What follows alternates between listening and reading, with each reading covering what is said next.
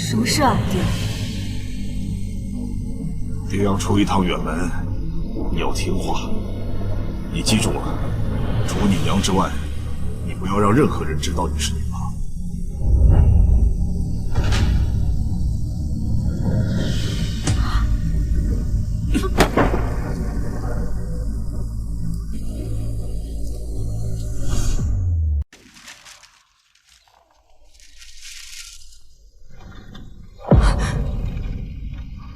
小狼，身体还是不舒服吗？1个月前，我从现代穿越到了这里。原主本是女儿身，未续香火，被当作儿子养大。可前不久，为官的父亲突然自缢，爷爷先家道中落，母亲便带着棺材回老宅祖坟下葬。小狼，爹没了，家中只有你这个儿子可以依靠，辛苦你了。既来之，则安之。在没有找到回去的办法前，我要代替程心，带着他们活下去。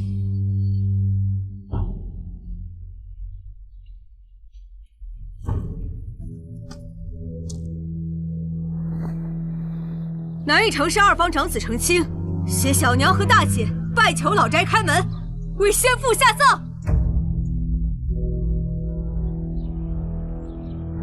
我们早早送了3封信来，现在连个仆人也没有。老宅的人就是故意不给我们开门。当然是故意的，不是老宅的人死绝了，而是不想搭理我们这孤儿寡母的。姐姐，无妨，再等等。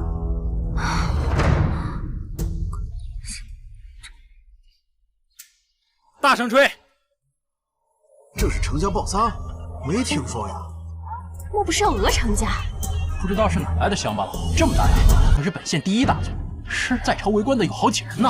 对啊，这样，敢问乡亲，这里可是南翼城市2房？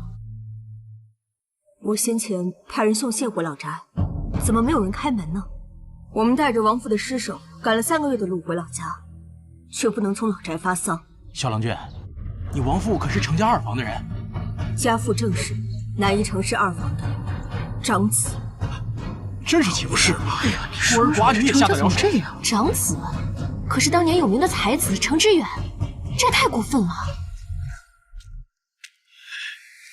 程小郎，你莫慌啊！程氏是南夷大族，家风清正，我替你去求族长，程五老爷做主。多谢。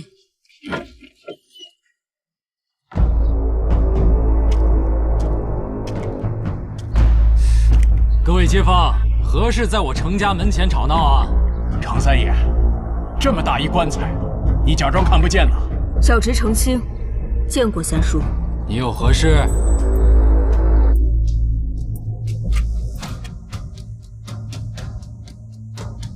先父身故，只求从老宅发丧，葬入程家祖坟，入土为安。我本想为你父亲留些颜面，可你们偏要闹出这么大的动静。那就休怪我无情。程三爷，连你自己的亲侄子你都要恐吓。对啊，都做长辈的，怎么一点慈爱之心都没有？是啊，当年大哥主动分家，离乡千里之外，10几年间从未有过家书送回2房，更别提年礼孝敬。诸位，试问这主动分家、离乡、自立门户之人，还是我南夷城市的族人吗？都是说的是啊，有道理。先父分家，分的是钱财，但这血脉亲缘却是斩断的。正所谓落叶归根，若三叔不认，我便只能将先父葬在这程氏祖宅门前，也算是告慰先父的在天之灵。都要在此吓唬人，我倒要看看你有没有这个本事。哎，程五老爷到了。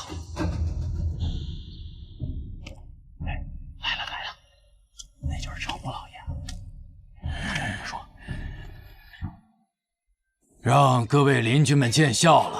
这本来是我程氏族内的事，却闹得邻居们不得安宁。程清啊，虽然你的父亲已经分家，但你们父子还是写入了族谱。我以族老的名誉问你，你是否只要求你的父亲能够葬入祖坟？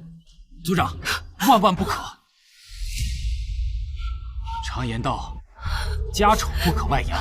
但今日，为了我程氏100年清正家风，族长只能冒犯了。说，大哥10几年来从未有过供奉，视为不孝。身为朝廷7品命官，去年洪灾的赈灾银两落到他的手里，却所剩无几。钦差未到，便畏罪自杀，此为不忠。贪污赈灾银两，灾民死伤惨重，视为不义。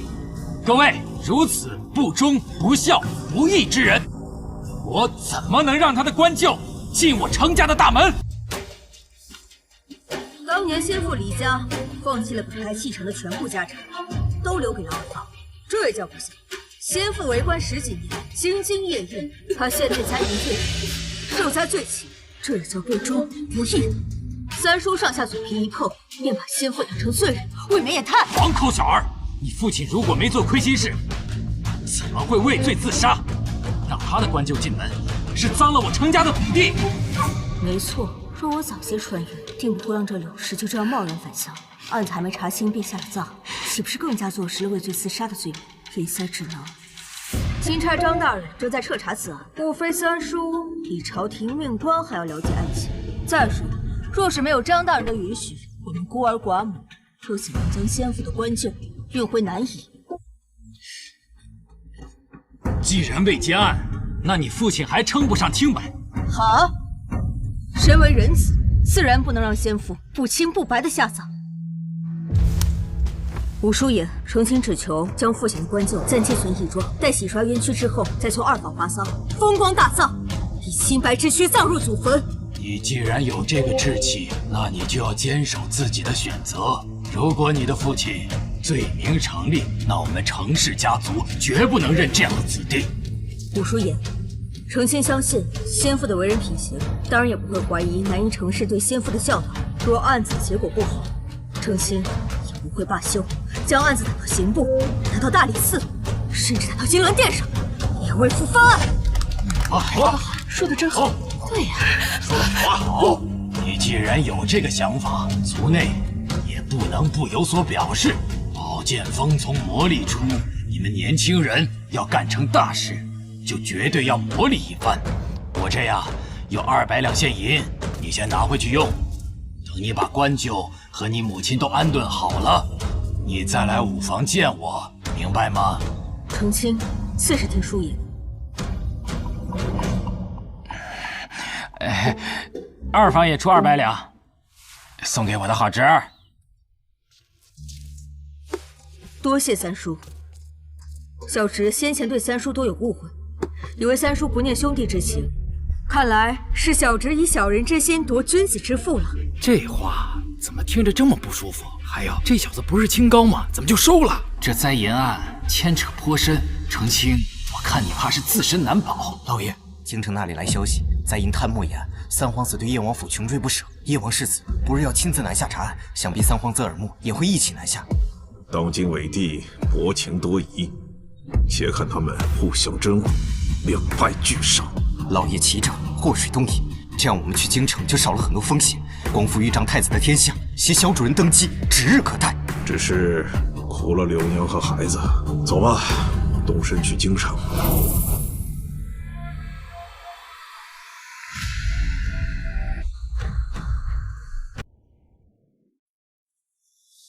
小郎，你为何要收下三叔那200两银子？老宅的人那样欺负我们，在父亲生前就不和老宅来往了。你这样做，岂不是让他们看清了我们？母亲，如果不算从天而降的400两银子，家中还有多少银子？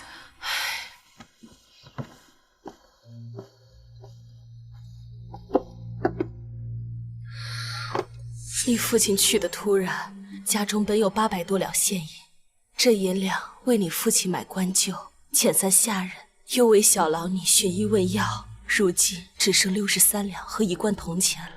程志远为官多年，全部家当居然只有这点银子，实在心累。这么个穷知县，怎么可能贪污？母亲，小郎，如今家道中落，就不必讲究以前那些排场了。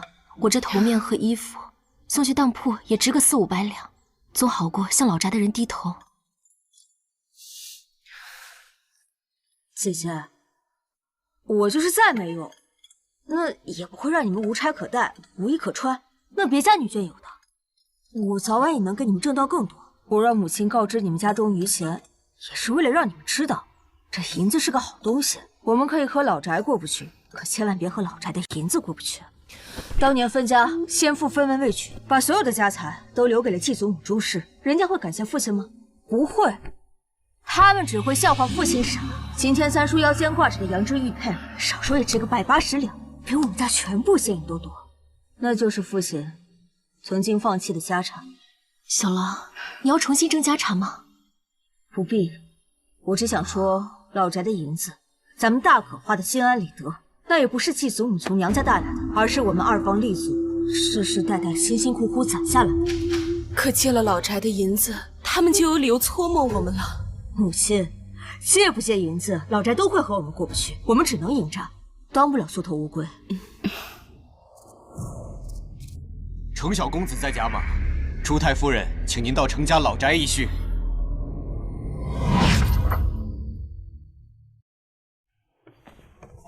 人带来了，见过老夫人。起来吧，我可不敢为难你们，不然弄得全族人都知道了，不好吧？是。母亲，快起来！祖母慈爱，我们可莫有辜负。传闻程卿聪慧，今日一见，果然伶牙俐齿。可有读过书啊？回老夫人，先父忙于政务，只教会我10几个字，不怎那怎么行呢？我们南夷城市诗书传家，家中男丁5岁开蒙，8岁就要进书院，12、13岁就要参加童子试。程圭少爷今年才16岁，去年已经考中了秀才。程家书香门第，作为晚辈，自然也不能给程家丢脸。听祖母这意思，是要送程卿去书院读书。入书院可是要考试的，老身说了不算。你连4书5经都没有读过，如何考得过呀？哎呀，程圭堂兄这般优秀，作为同族堂弟，自然也差不到哪去。祖母，您说是不是？再过3个月就要考试了，你自己去试试吧。程卿，谢过祖母。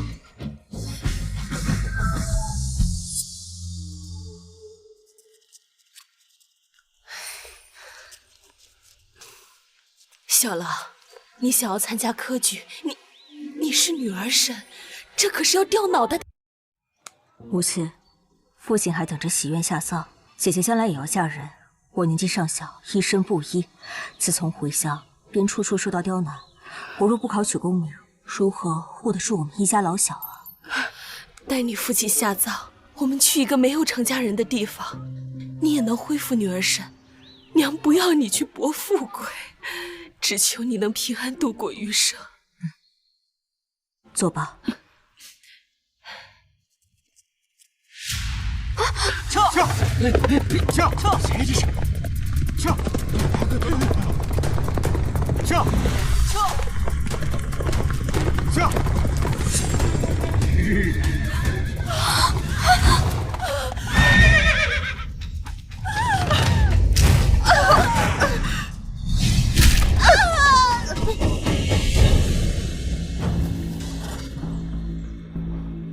陈贵，又有人在你家门口打秋风。不知哪位是程圭堂兄？初次见面，表达友爱的方式就这么特别？一个病秧子，脾气还不小，难怪之前能闹出这么大的动静。见过伯母，刚才我替这位朋友道个歉，他只不过想跟堂弟开个玩笑罢了。开个玩笑，母亲，我们还是快点走吧。这二房可不是我们弄来的，被当成上门打秋风的穷亲戚不说，搞不好还丢了性命。你怎么像个刺猬一样？母亲，我服你。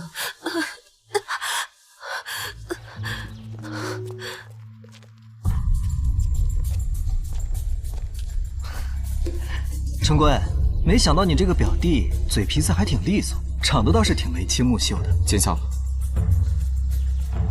刚才的事不许告诉祖母和三叔，听到没？是。走。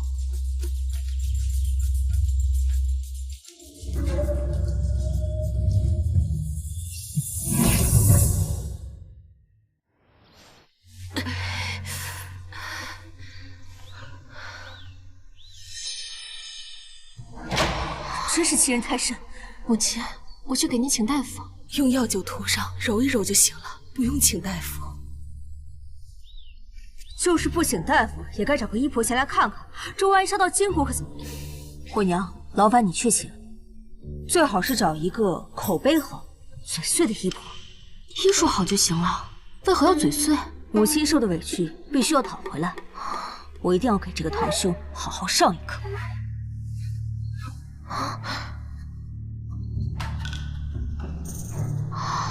好，我不要紧，倒是你科举的事，我不能同意。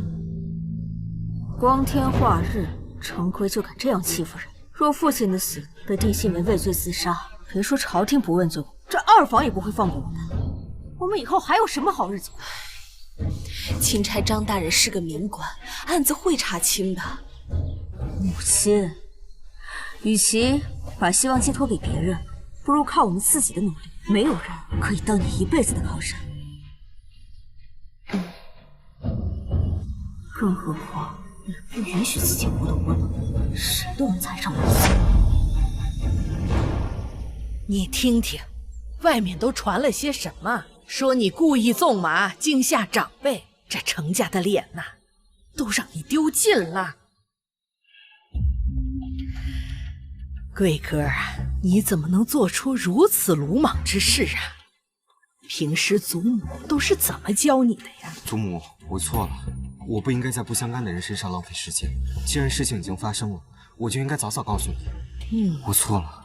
知错就好，你有错呀，有祖母教训，不是什么外人可以随便算计的。您也认为城里的谣言是程青的手笔？程青才多大呀？怎么会有能力操控谣言？柳氏更有可能。大伯这位续弦或许并不是空有美貌，柔弱的外表掩不住柳氏的实力。不管出自谁，反正啊，老夫人，程青少爷人在门口，他胆子倒不小，竟敢……哎呀，一个黄口小儿把你吓成这样，他又做了什么出格的事啊？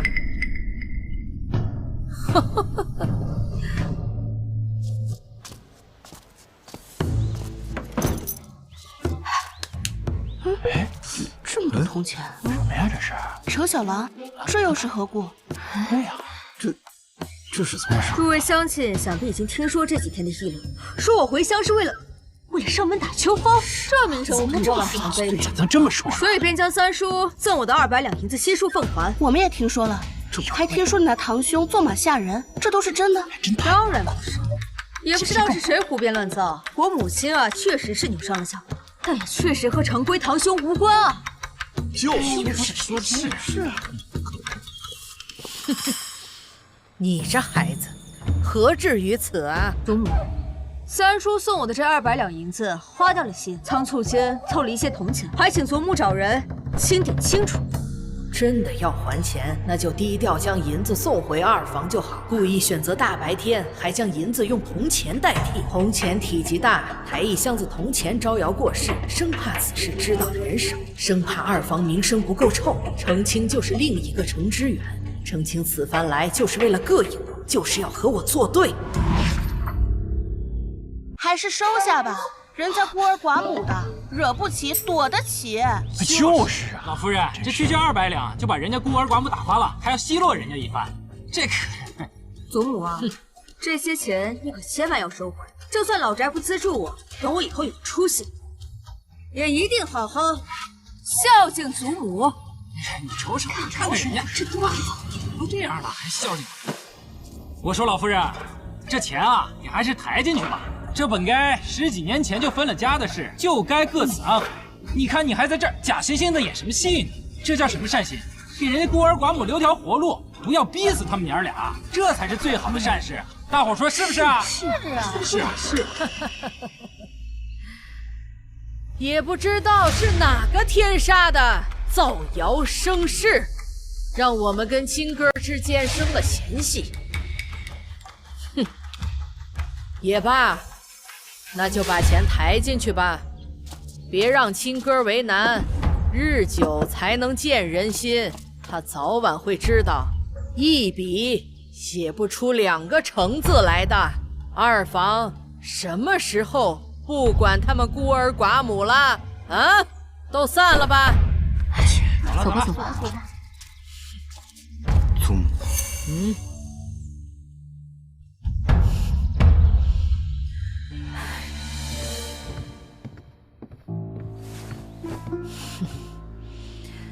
老夫人，你也看见了，这个程青小小年纪却充满心机，他若将来得了好，少不了给我们添麻烦。这小子实在狡诈，精明的过了头。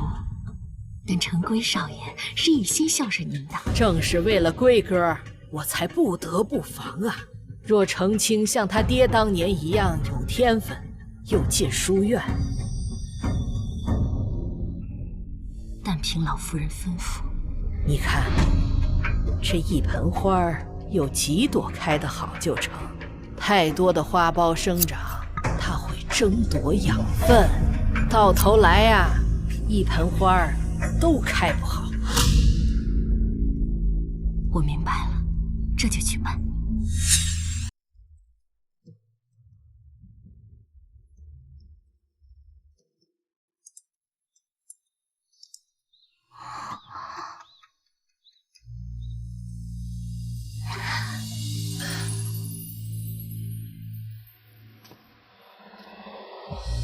娘，大姐，程青先走了。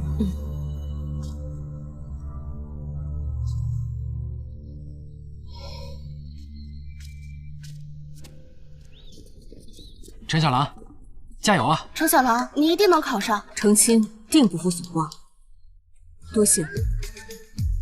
加油啊！多谢。没有秋风可打，你连车资都出不起，怎么着？走路去书院，10几里路呢。等你走到书院，别人都考完了。哎，什么眼神？你这是？我跟你说话呢。瞧，我跟你说话呢。哎，多谢于少爷一路护送，以后不必这么热情，就此别过。嘿，我说你。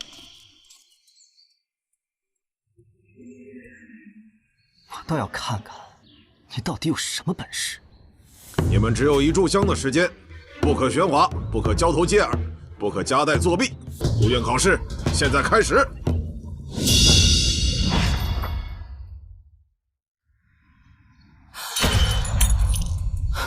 什么？小狼怎么会作弊？刚刚门外的小伙计信誓旦旦说小狼作弊被书院拿下了，让家里人去取宝。小狼一定是被人陷害的。是啊。小狼日夜苦读，不能让他被人害了。我们去书院。好。柳娘子，程武老爷有话带到。快请讲。程武老爷听说了书院的事情，已经动身去书院。他老人家让我知会您一声，莫要添乱，安心在家等着就好。书院已经知道了。街面上传的到处都是，五爷听了很生气。小狼他不会作弊的。自从要考试，他没有一日休息过，一定是有人冤枉了他。事关程氏一族声誉，吴老爷不会坐视不管。这到底是怎么回事啊？父亲，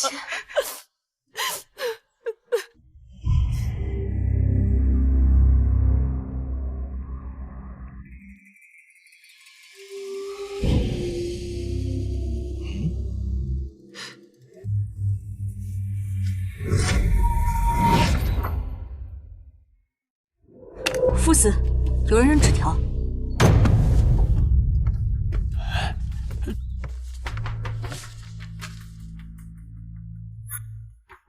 都停笔！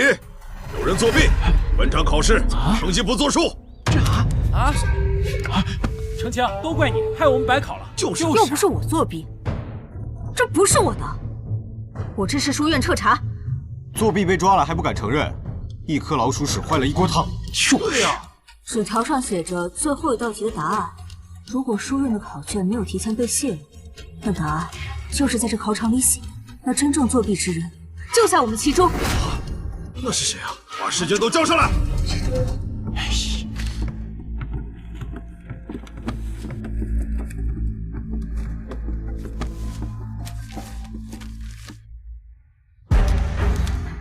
字迹没有相同，程心啊，你还有何可辩？不行，这总归也不是我的字迹。夫子，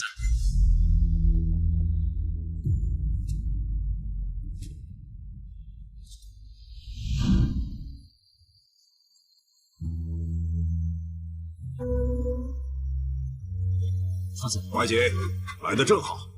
这帮小子无法无天，竟敢在学院入学考试中作弊，被抓了个现行，还不肯承认。怀瑾，孟怀瑾，孟姐。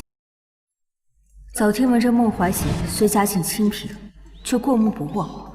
入院以来，回回考试都是第一，现如今已有举人功名在身，是南医书院的活招牌。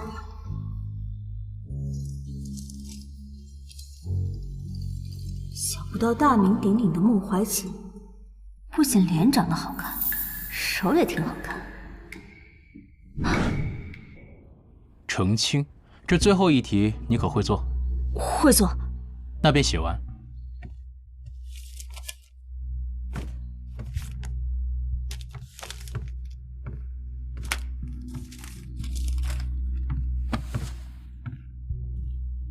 考试继续。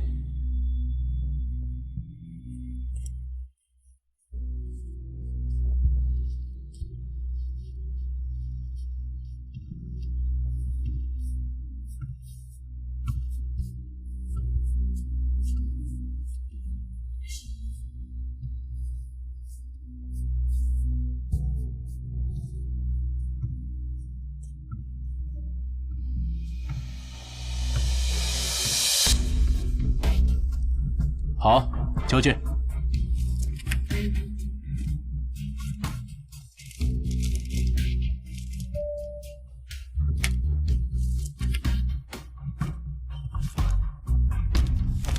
夫子，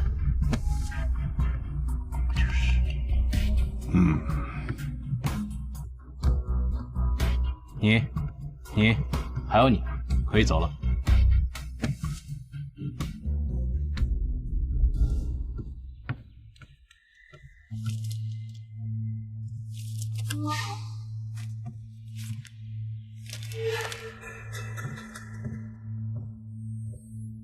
再做。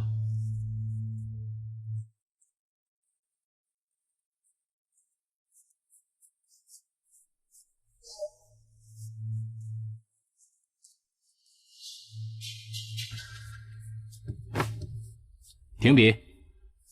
交卷。你可以走了。再做。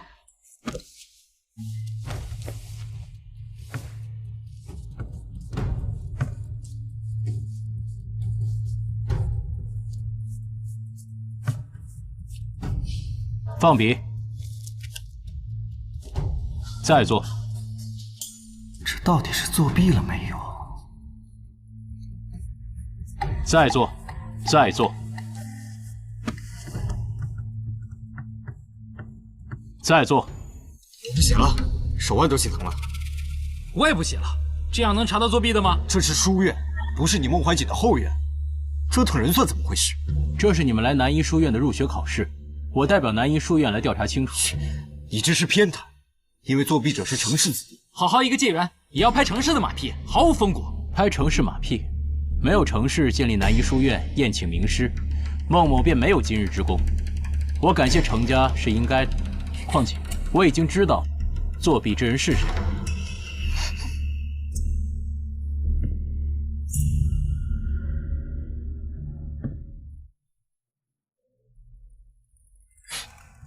此人便是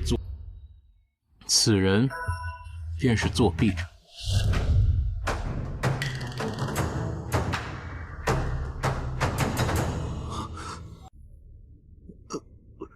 我，孟兄，虽说你身为寒门学子的榜样，但你也不能误人清白啊！你也出自寒门，岂能不知寒门学子求学的艰难？你为何？孟师兄，莫不是随便指认了一个老师，还说没有偏袒程氏呢？我没有偏袒，而是程清并未作弊，你可知为何？可是因为我卷子做得好。厚颜无耻！确实，你的卷子答得不错。孟某人再不济，但是在科考学问上还是略有心得的。程清的试卷一次次发挥得很稳定，他本就有实力考进南医书院，又何必去冒险作弊？谁知道他那是不是为了保险起见？没错，仅凭这一点，不足以洗清他的嫌疑。不过你们都看到了，字条上的字迹和在座的考生都不相同，而是写答案的人经过刻意掩饰，用左手写的。没错，我让你们一次次的写试卷，一边是看谁会做贼心虚，一边是在观察。一来，只有你左手袖口会带有墨迹；二来，你的右手写累了，几次都会下意识换成左手。我只是心中烦躁，方才换笔。既如此，那你应该不介意我派人去你蒙师处求证，再取你平时的课业对照。如若我错了，孟某不仅愿意当众向你道歉，还会允许你免试进入南医学院学习。我一时鬼迷心窍，受了程清的钱财，方才作弊，求你饶过我吧，我知错了。林生何时给过你钱财？你再说了，孟师兄刚刚都说了，以我的学问水平，何至于作弊？我们孤儿寡母都要靠族里接济，哪来的闲钱？你若非要污蔑我，不妨我们就去衙门对质。你身为大族少爷，自有仆从替你出面。够了！我在门外已经听得明白了，你作弊被抓，还攀咬无辜之人。来人呐，把他送官法办。我都说，昨晚有人在我桌上留下一笔钱财和一张字条，让我今日扔纸条给程清，无他名声，让他无法参加科考。我也是没钱交学费，才一时鬼迷心窍，酿成了大祸。就大人饶了我这一遭吧。你既然如此，也可以不必送官，但是你行径恶劣，南医书院永不录用。3日之后重新考试。程清啊，放心吧，幕后之人，老夫一定会一查到底，绝不能让你受不白之冤。眼下你还是跟老夫一块回城，你的母亲和姐姐正在等着你呢。叔爷特地赶来主持公道，程清自是相信叔爷。好，咱们走。于显，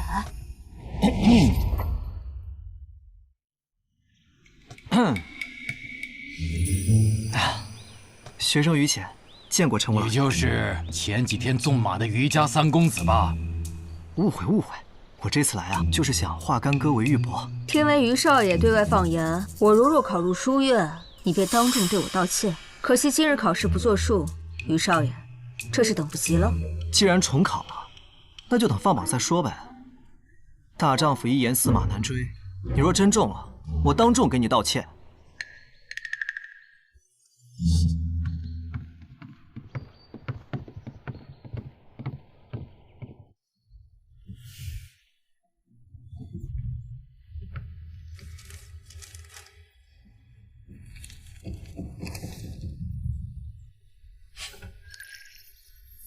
程清，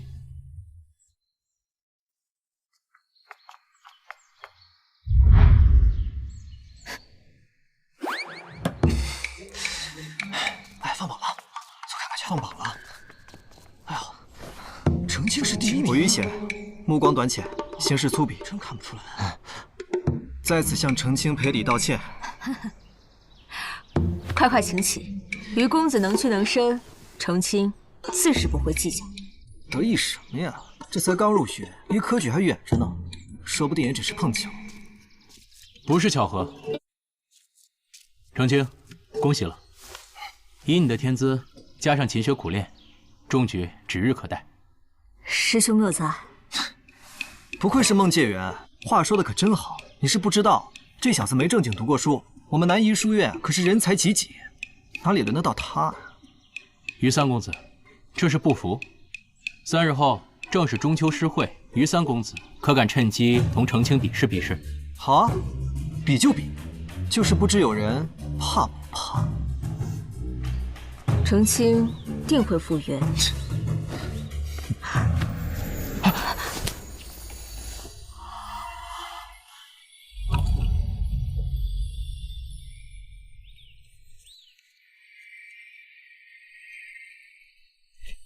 考试那天我就发现了，你的手比普通男子要小不少，说是女子也不为过。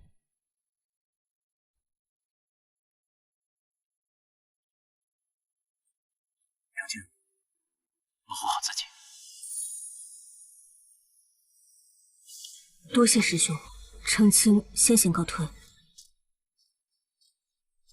大郎，经理来的书信。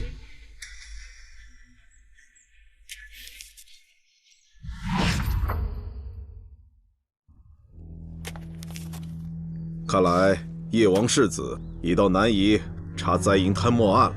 眼下你与他合作，能以更快的速度进国子监读书。先生，我该回去吗？我本就是被抛弃之人。我记得你曾经说过，读书是为了天下人。你不去京城，在这里能为百姓做什么？况且你不想问问清楚，他为何要抛弃你？小时候先生告诉过我，我的身上流淌着皇室血脉。如今虽然不知归处，可流落在外多年，此番回去也不知是福是祸。你胸怀天下，苦学济世，自当知行合一。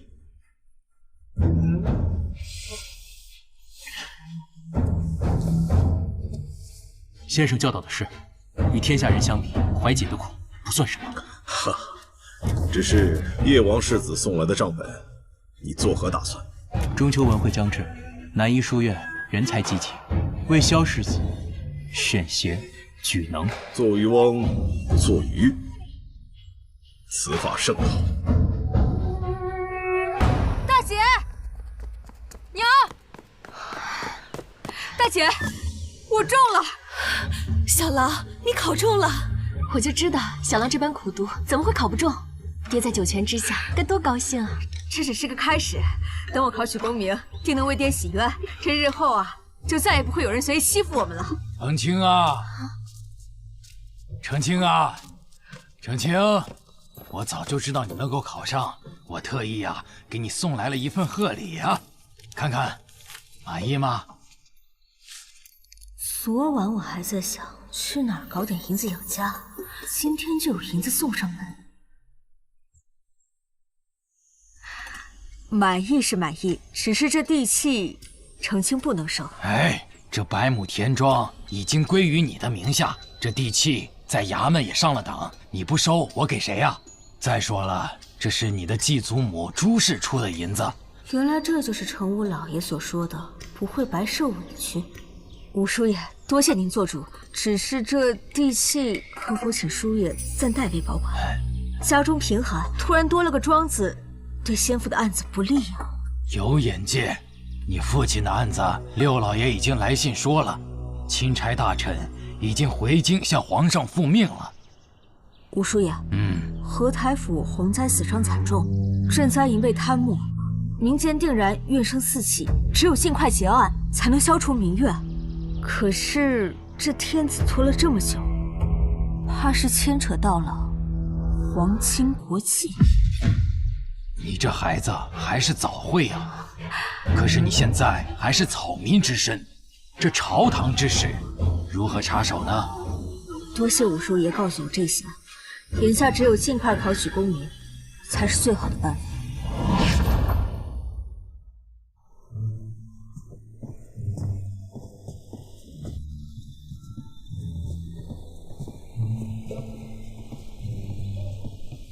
这每个灯笼上各有一题，答对者记1分。程青，你先。笼中有鸡兔，头共10足28，问鸡兔各几只？鸡兔同笼，终于能发挥穿云的优势。鸡6只，兔4只。正确。程青记1分。草地25，5牛10日时限，若有10牛，问几日时节？5日。澄清，记1分。我说澄清啊，你是考账房还是考秀才？怎么一直做算学题？有人说过不能答算学题吗？我看是有人不会吟诗作对吧？只会整算学的歪门邪道，有辱斯文。哎，孟师兄，你看看，这个人可无心切磋，知道答对题能赢银子，正往钱眼里钻呢。既是切磋，我做题有什么不对？今日切磋，比的是学识、头脑还有个人综合素质，以答对题的多少数量为胜。这每个登录上的题都计入在内。比就比。哎呦，真是厉害呀！是啊，真厉害啊！哎，又答对了。这澄清对了那名不虚传啊！果然有才呀！余钱也不错啊。就看他们到底谁厉害了啊！共10两。澄清再得1分。今日切磋，澄清答对30题，余显25题，澄清胜。这不公平啊！怎么都是算学题啊？于少爷，愿赌服输。这算学题你答不出，对联你也没对出来啊。于某愿赌服输，先行告退。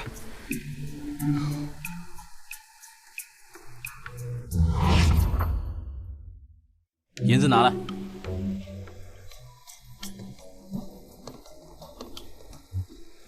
这是今日你赢得的银两。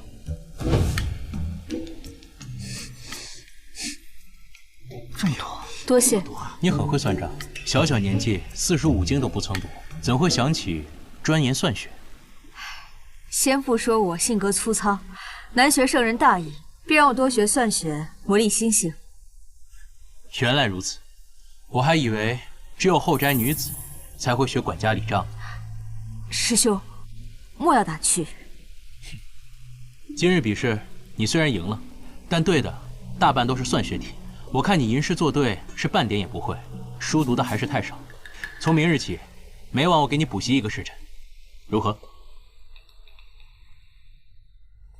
能让孟师兄私下补习，必定事半功倍。可我总觉得他已经看穿我的女儿身，万一些数过多，掉了马甲可怎么好？澄清，你晃来晃去干什么？快进来。哎，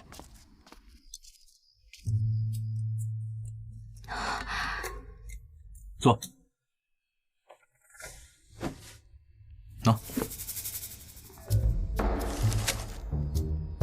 师兄，我来找您可不是为了学算学的，是钱粮账本，我帮你补课，你帮我查账。这人在发什么疯？算学好有个屁用！查账的本事是一般人会的吗？别跟我说你不会啊！3天不行就5天，5天不行就10天。你也不用担心落下功课，我可以帮你开小灶，都补回来。可是这账目并非书院所有，不知道师兄打的什么主意。要是查到什么阴私，我的脑袋可不够掉的。澄清，这世上很多事情都有风险，但是你付出就会有机会，你又怎么知道这个不是你的机会？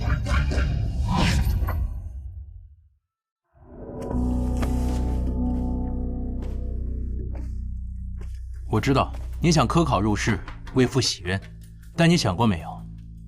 如果你父亲被定罪，你连科考的资格都没了。我言尽于此，若是你还是不愿意，可以随时离开。孟师兄的人品，我自然相信。可是此事你知我知，澄清不希望有第3个人知晓。但你可知道，这账本是谁给我的？此事我不能答应你，但如果你把账算好，账本的主人可保你科考资格。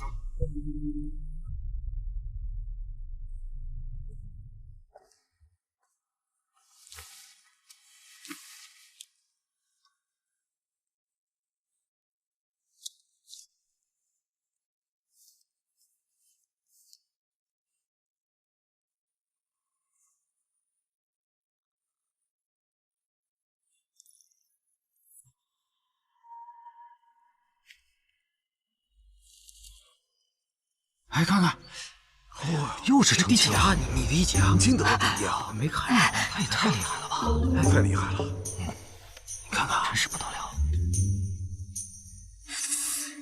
总共是26万两的亏空，真是头疼。算好了。师兄，账目已经整理好了。很好，比我想的还要更好。你不会让我去见我爹就够了。师弟，你是聪慧之人，好好休息吧。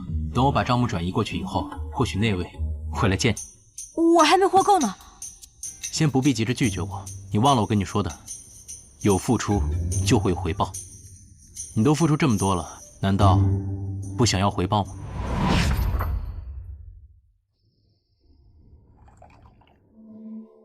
程公子，请进。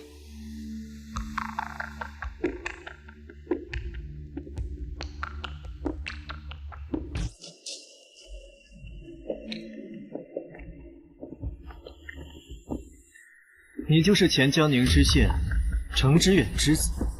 在下程清，先父正是江宁知县程知远。把你知道的都说出来。26万两白银就是我的答案。今天我是来问您的答案的。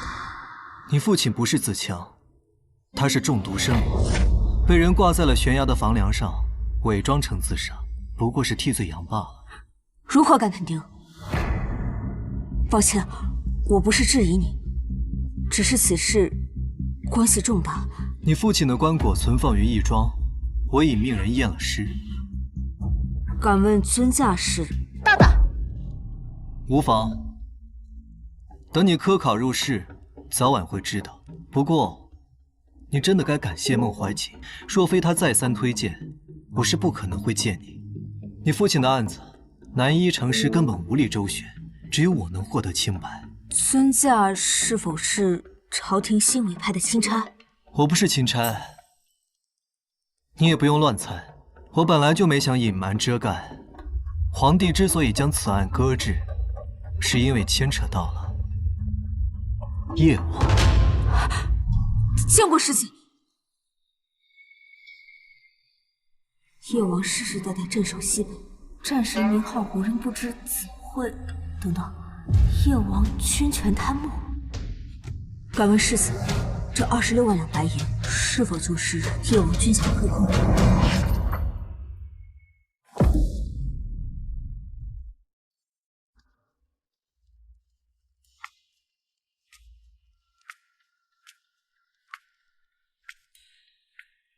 孟怀瑾说的不错，你胆子很大，是个人才。那么程清便是猜对了。朝中有心之人，的确想借此案将灾银贪墨推到本王的头上，但我萧家世代忠良，又怎会拿灾银去填补军饷的亏空？怕是功高震主。你已知道我的身份，又查清了账目，已然是上了叶王府的船。程清，你怕不怕？若我说怕，还能下得了船吗？能下船的只有2种人，第一是叶王府的人，第二便是死人。叶王府家大业大，怎么会看得上我这样的小人物？不过我要为父翻案，世子又不想背着黑锅。既然目标一致，程清愿意在账目上为世子所用，而世子帮我翻案，也不过举手之劳。你倒是和你那师兄一样，不怕被吓唬，但你凭什么觉得我会和你合作？你别忘了，账目已然查清楚。账目这么重要的事情，世子居然愿意偷偷找人去做整理，这就说明世子身边没有可信或者可用之人，对不对？想要撇清军饷和灾银的关系，光是查清亏空，可不够吧？够聪明。况且，听闻天子向来忌惮兵权，早年间借皇后娘家顾家军打败了先太子豫章，才继承了皇位。可这么多年来，只有皇后一人活到现在。如果不查清楚，保不好萧家军就是下一个顾家军。够！程清既然愿意当这马前卒，便有法子一试。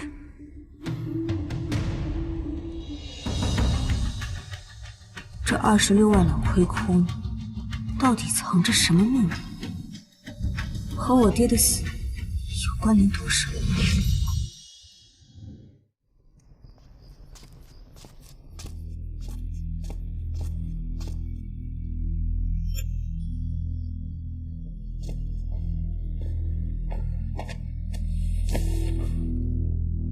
怎么会有2个账本？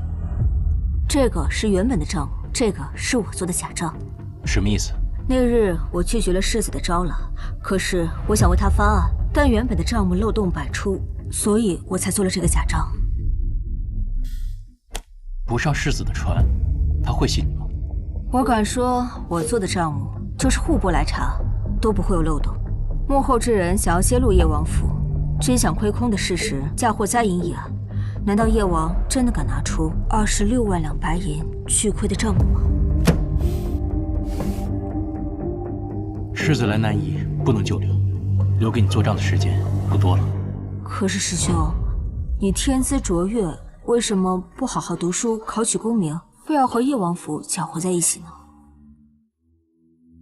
我不是叶王府的人，但我要进京，我答应帮世子去做账，他便可以引荐我去国子监读书。原来师兄是借花献佛，借成亲，献世子啊！你胡说什么呢？现世在即，这几天继续过来，我来帮你补课。好。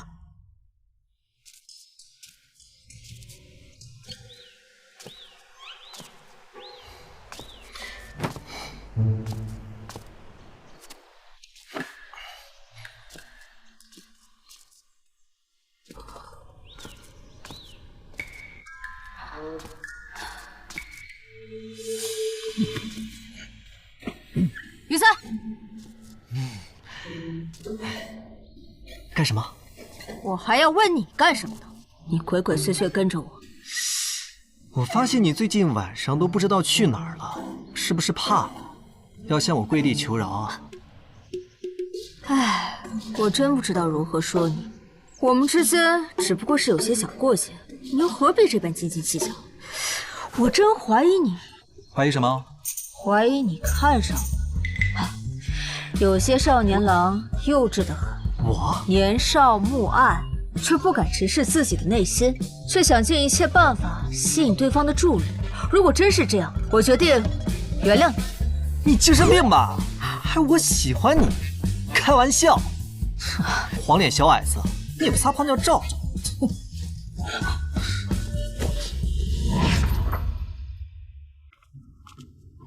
世子，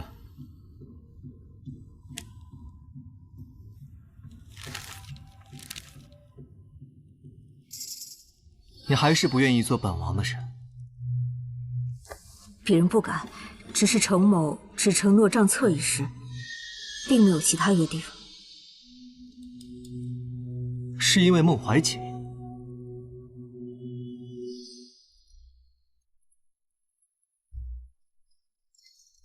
他不愿意为叶王府效力，你便也不愿。世子，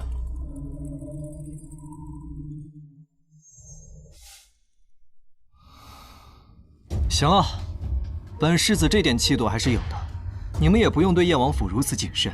我萧家向来无心党争，只为自保，长守边疆罢了。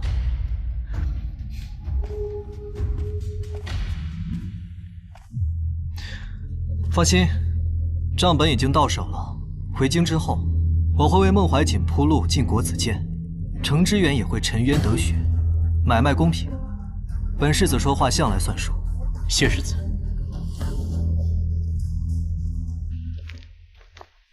师兄，程青，这几日辛苦你了。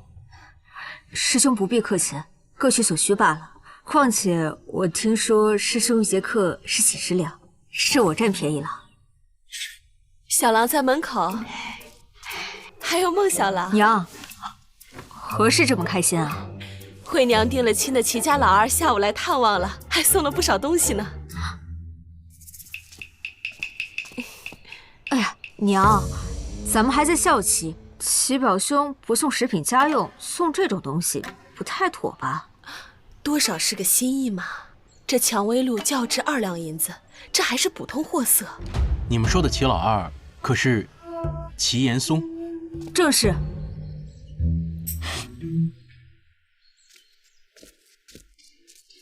此人我认识，前几日刚考入南医书院，夜夜宿在那明月楼。什么？带我去。齐表兄，小弟仰望云月楼头牌已久，听闻齐表兄他夜夜笙歌，请，可有此事啊？发挥好。不说了，确有此事。嘎了啊！听闻这头牌长得温婉可人，齐表兄是如何独得青睐的？让小弟也学学。没想到表弟也是同道中人啊。无非就是送点胭脂水粉、蔷薇露什么的。那万一对方不收呢？那就送给别的姑娘啊。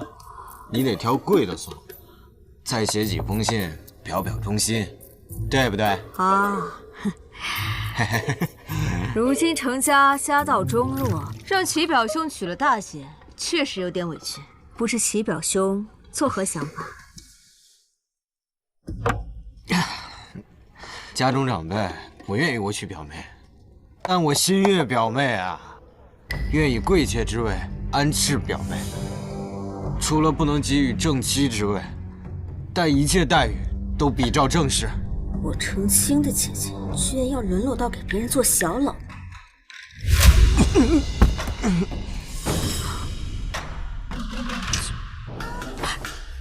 哎呀，齐表兄跌倒了，都是我不好，害他醉酒跌倒。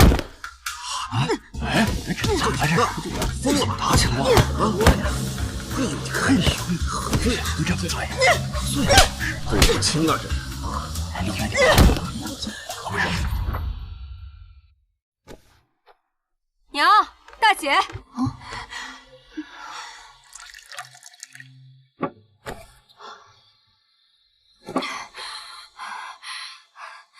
齐岩松，她不能嫁。小郎，你在胡说什么？哎，我在明月楼同她吃饭，她亲口承认和那头牌厮混，还送了她一瓶上等的蔷薇露，把挑剩下的送给大姐。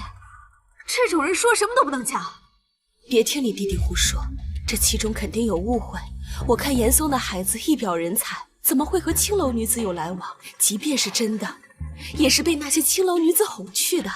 齐家难道会让青楼女子进门不成？哄去？我看那家伙他有经验的很。待你生下孩儿，生一个儿子就能在齐家站稳脚跟。若是生几个儿子，齐家上下能把你供起来，纳不纳妾又有什么关系？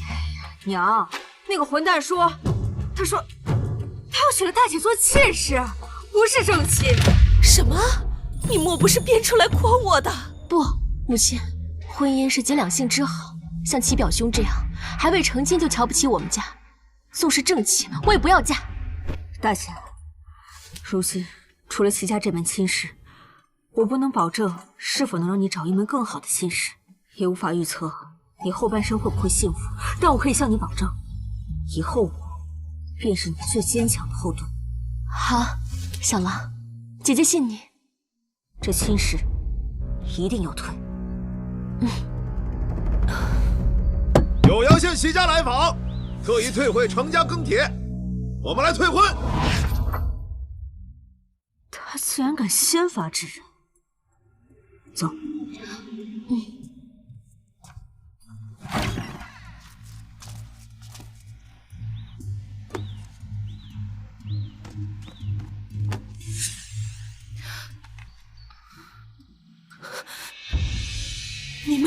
你们齐家如此大张旗鼓来退婚，不顾我惠娘的名声和体面，你们是要逼死惠娘吗？这说的是哪里话？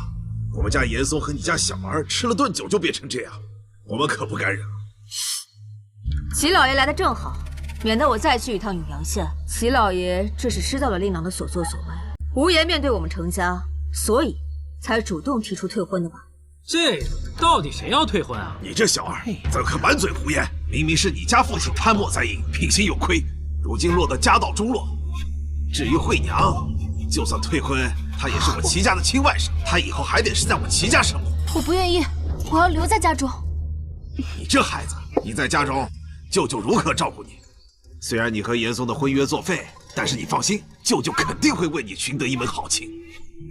席下才是你的依靠啊！退婚就退婚吧，怎好勉强别人一家子骨肉分离呢？是啊，你这人不讲道理。哎，滚！哪那么多废话？这不是诸位多体谅，齐老爷这怕是心虚，才如此着急。婚要退，道理也要讲清楚。这退婚并非我大姐品行有瑕，而是我们程家看不上齐二公子的人品。你胡说什么？我从不胡说，只根据事实讲话。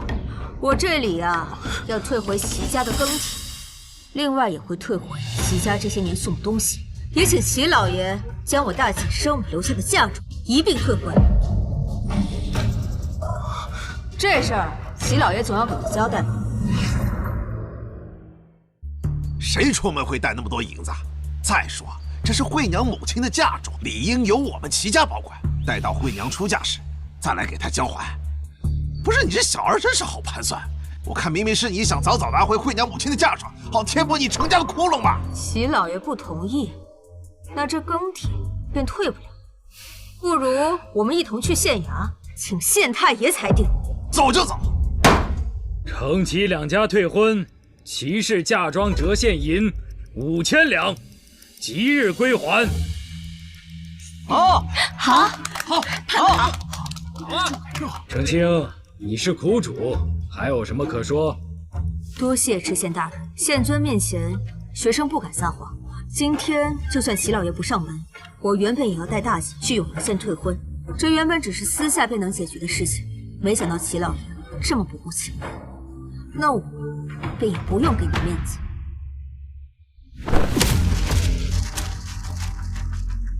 这些是齐二公子与明月楼头牌互诉衷肠的信物，与耕田一同退还给齐老爷。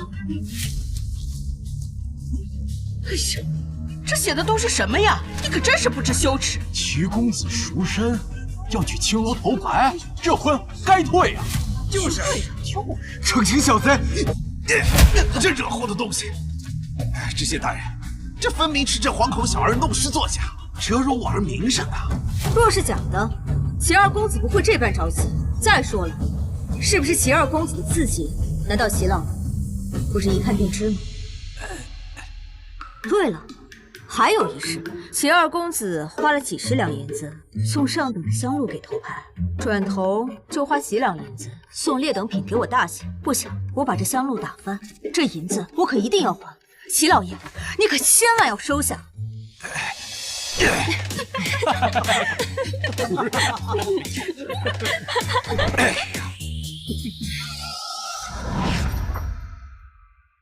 小郎，若不是有你，娘真不知道该怎么办才好，还可能把惠娘推进火坑。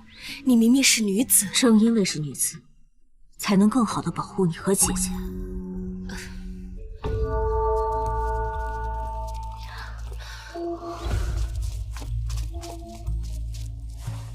见过知府大人。上谕，大理寺调查合台府赈灾营贪污案，前江宁县令程知远乃此案关键人物，尔等乃程知远家眷，也需配合调查。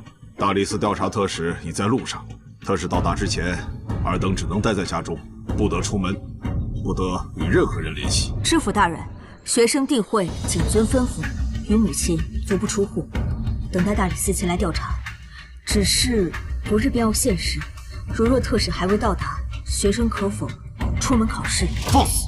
惶口小儿，怎敢和知府大人提条件？都这样了，还想着参加县试？学生以为县试准备多月，实在不想耽误。让你们待在家中，是大理寺的意思。县试的事，过几日再详参。每日的饭食供应，本官会派人送来。在此期间，你们就留在家中吧。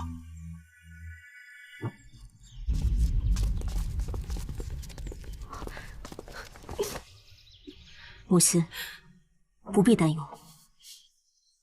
小郎，你好像一点都不惊讶，是不是早就知道了？我早有预料，或早或晚，朝廷总要给在营谭木安一个交代。我一直期待这一天。可是要耽误了你的现实。我提为于知府，是于显的父亲。你之前和于显起过冲突，他们莫不是借此机会故意为难你？母亲，车到山前必有路，到时候我自有法子。若父亲的罪被定死，那我考取功名又有何意义？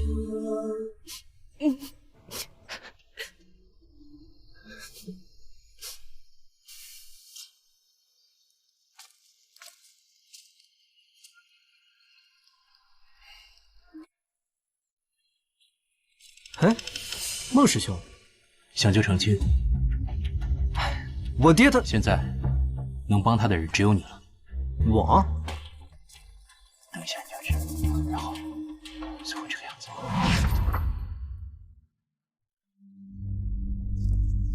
嘿呀，今日这是爆了，这小王还能出来呀？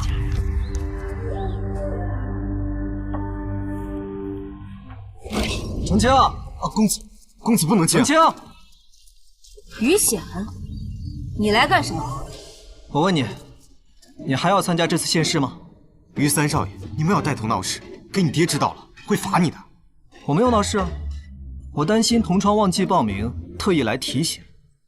你在我爹手下当差这么多年，怎会不知道报名要同考的5人互结担保？正好，择日不如撞日。我这里有很多同学，今日就一起把此事办了。成清，你是不是近来没文书，不敢去考试了？快出来，跟我们一起报名去。没错，快出来，我替你互结担保。这是于三干的，这小子怎么突然这么好？不会真的对我有意思吧？于三，你千万别跟你父亲对着干啊！晚喽，程武老爷已经去找我爹了，想必他老人家已经知道这边闹起来的事儿了。程武爷，此事并非本官故意为难，只是朝廷的判决文书一日未下，程姓一家始终要受到监管。这是大理寺的意思，不能因为程清要参加今年的县试，就要提前给他全家解禁。大人，杨柳巷那边传回消息，说有一群学生聚在程家外面，问程清要不要参加今年县试，还说什么该去县衙礼房报名了。好啊，双管齐下，你们这是在请愿逼宫啊！大人啊，没人能够阻拦学生们的想法，他们要干什么，不是我所能左右的。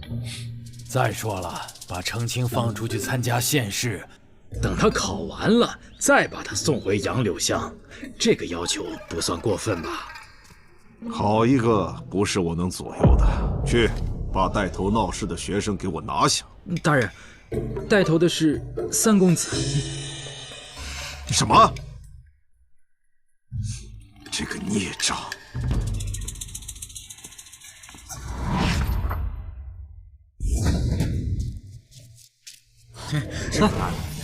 知府爹，你怎么来了？好得很啊！回去再给你算账。闪开！程清啊，于知府愿意来此已是十分难得，还有这么多的同学和邻居都在为你作保。你要是出去以后，一定要老老实实的考试。你的父亲如果能够证明清白，你通过考试就能拿到功名。如果你的父亲不能证明清白，你即便考上了，功名也会被革除。你明白吗？多谢武叔爷，多谢各位同窗、各位乡亲，今日之恩，程清定铭记于心。于知府，我相信我父亲是清白的。今天出门，只是为了参加县试。程清，你闹了这么大的动静，千万不要辜负本官的期望，一定要考上才好。程清定不负众望。好，本官同意了。于知府真是青天大老爷啊，是不是啊？是啊，是青天大老爷。不过本官还是要声明，程清可以参加县试，但不代表他全家就可以自由出入。除了考试期间他可以出门，其他时候仍然不可擅自走动。直到朝廷的判决文书宣布结果为止。民妇全凭于大人做主。哎，既然现在就有能互相担保的同考者，那不如今日就去县衙礼房报名吧。是啊，可以啊，对啊，好事啊。他们去，你给我回家。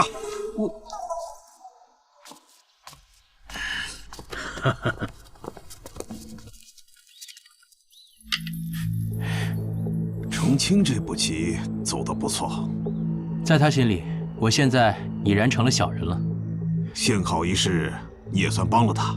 萧世子可曾有说过让你何时回去？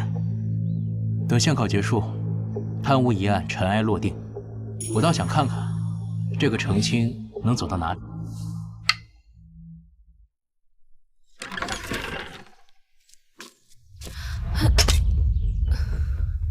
娘，等我回来。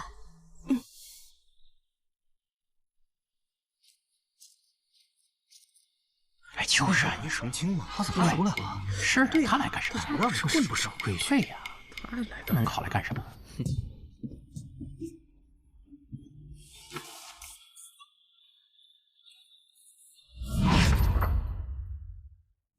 出成绩了！出成绩了！小狼，出成绩了！恭喜程公子，本次谢试，程公子高中头名。哇！哎呀，小狼，恭喜恭喜啊！恭喜啊！恭喜啊！就说嘛，这程家没有差的人。恭喜恭喜，苦尽甘来。恭喜了，成清啊！听说你得了暗手，我们来祝贺你。太阳从西边出来，来者不善。多谢老夫人。怎么得了暗手，连老祖母都不认得啦？祖母，您这话是什么意思？你这左亲右邻的，一个个喜气洋洋，不知道的还以为你得了状元呢。祖母，那就借您吉言，成清好好努力学习，争取考个状元回来。牙尖嘴利，罢了，且让你得意一时。等你父亲的案子判下来，你那暗手也就是虚的了。什么意思？这是京里来的消息，你那好亲爹的案子判了，贪墨栽款。好头的少年，你们就准备收拾收拾，准备流放吧。你是在开玩笑吗？这案子还没判呢。是啊，这要是真判刑的话，怎么会没有人前来宣读圣旨呢？程家二房老爷才升了京官，想必快马传来了京里的消息吧？哎呀，那这岂不是说小狼的暗手不是白考了？我还送了礼。哎呀，有其父必有其子，他父亲贪墨，他考书院作弊，有人庇护他才入的书院读书。这暗手还不知道是怎么来的，你也配？没准也是。成清何在？成清何在？速速焚香备案，跪下接旨。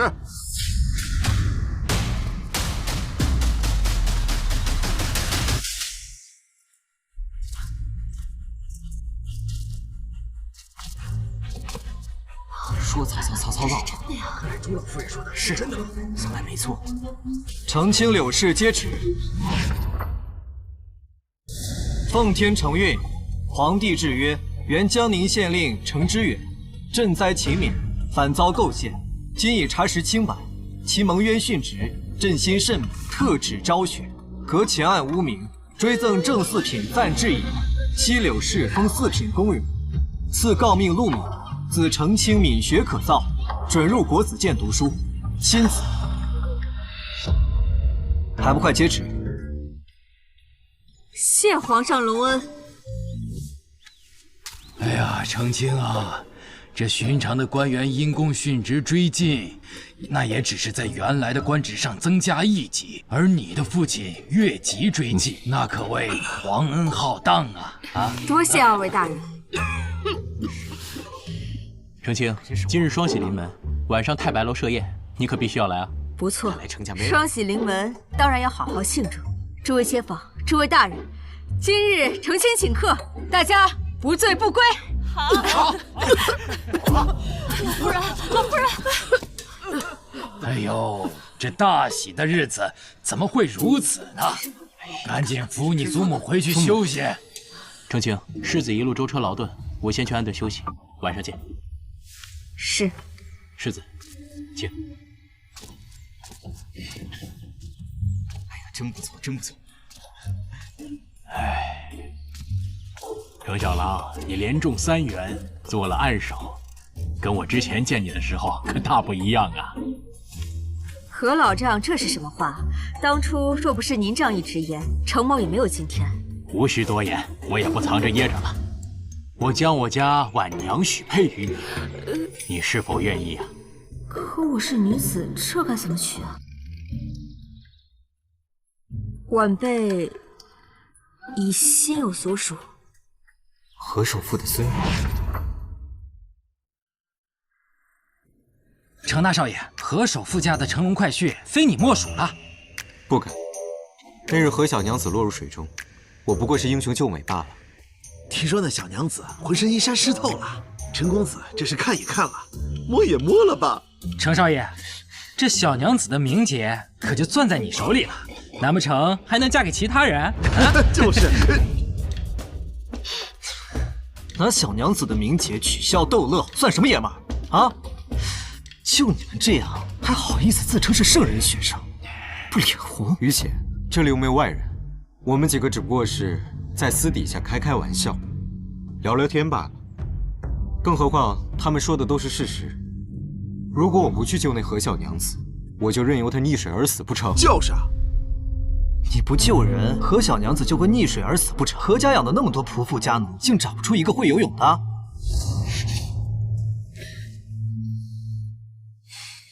不可理喻，走。哼。于三，没想到你会替何家说话，倒是有几分可爱。别转移话题了，现在全县都知道是程归救了何小娘子，那何小娘子失了名节，日日在家以泪洗面呢。何家人有恩于我，程归如今想挟恩图报，我自有办法对付他。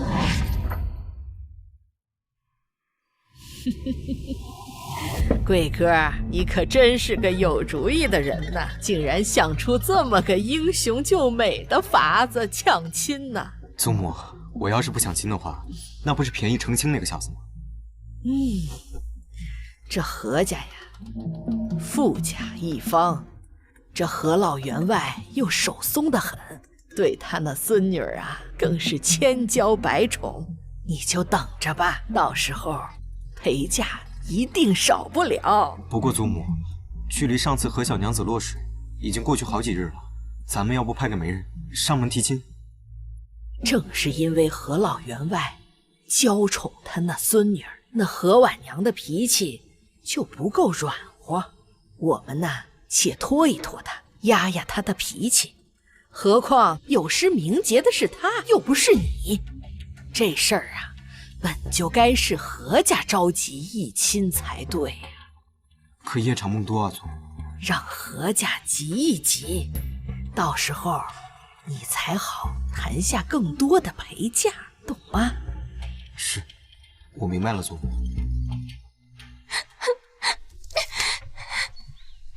婉娘，别哭了，程小郎说了，他有法子，你就好生歇息，好不好？谁要他管？谁要他可怜？哼！婉儿，况且这都多少日了，怎么还没动静？老爷，小姐，那程归也落水了。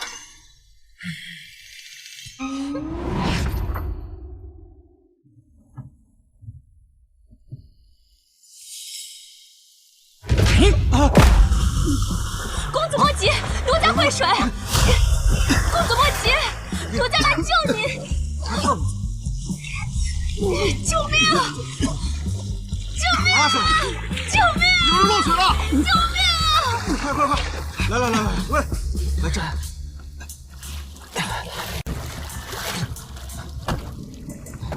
这没事吧？公子醒醒！公子醒醒！醒醒啊，公子！这是溺水了，我知道怎么救，让我来。哎呀，我实在没有力气了，换你来，中途不能停顿，最好还能用嘴给他渡气，兴许还能救过来。快快！那奴家力气大，快！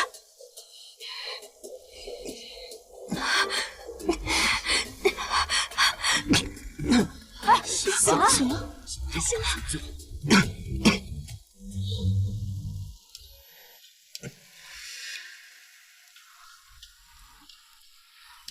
方才是谁下水救我？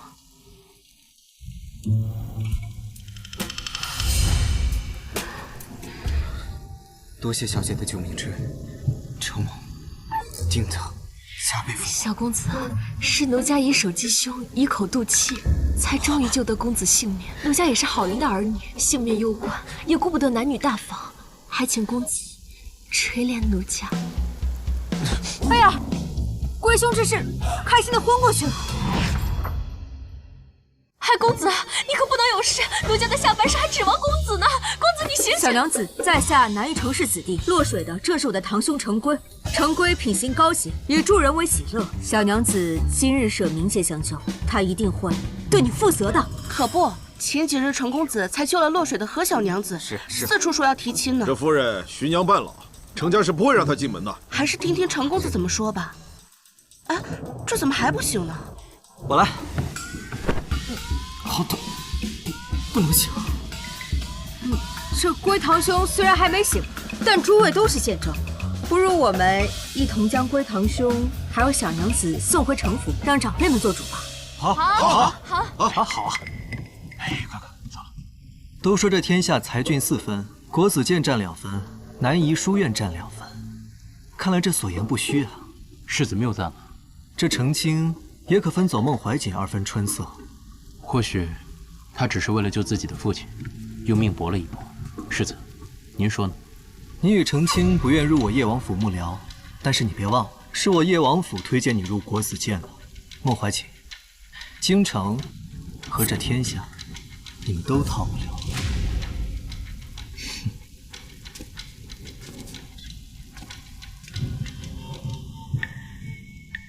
哪来的贱妇，竟敢赖上我家龟哥？如此明显的算计，以为我程家会认账吗？祖母，这位妇人真的救了龟堂兄，不顾名节，亲也亲了，摸也摸了，各位都是看得明明白白的。哼，你这婆娘竟敢欺负我母亲！儿子都有了，哪儿来的冥界之说呀？奴家确实为未嫁之身，这孩子是奴家的养子。没错，在下作证。这女子虽在外做了多年的暗娼，但并没有嫁人。好啊，还是个继子。怎么，不能从良吗？程小公子若不对奴家负责，奴家就一头撞死在这儿。如此的设局，害我们死不足惜。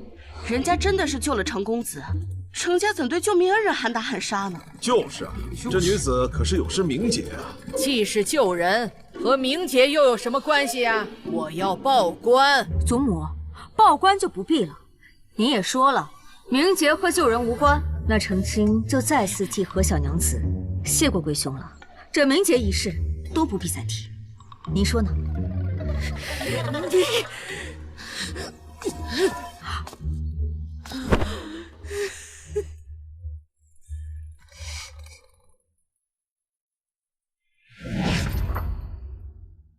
程清，真没想到你还能想出这样的法子。以其人之道还治其人之身吧。行，以后在南医书院，我罩着你。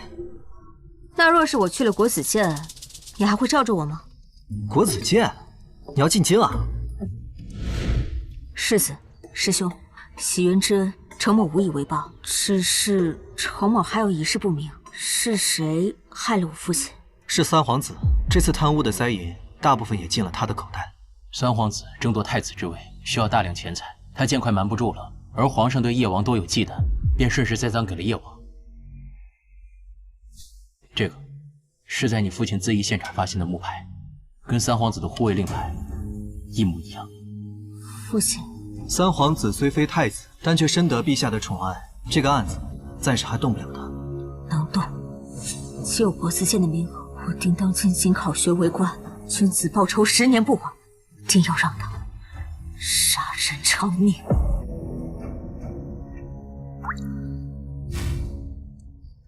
于三，你还是好好在这儿待着吧，少让于知府操点心吧。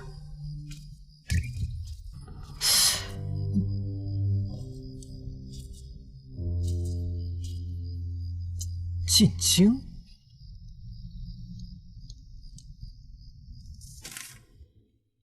先帝澄清，贪墨灾淫一案都有得罪，但你我早已身在其中，我并不后悔。京城诡谲，你既然心意已决，我不多劝阻，在京城等你，怀瑾。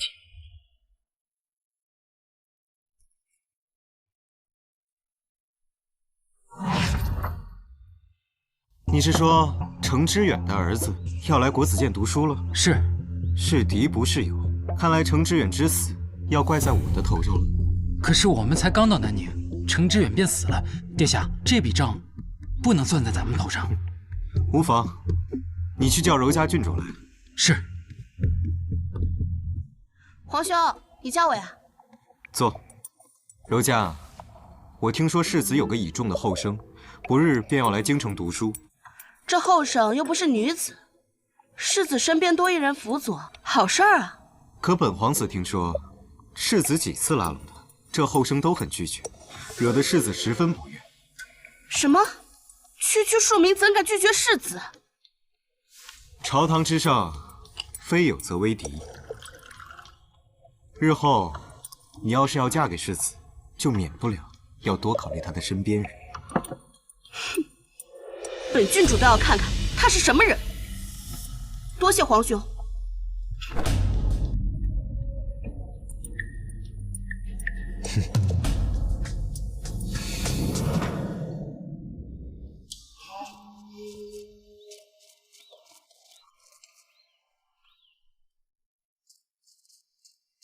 你就是程清？郡主，怀瑾见过柔家郡主。孟怀瑾，你在这儿做甚？程清是我的师弟，前来接他入京。这位是柔家郡主。见过郡主。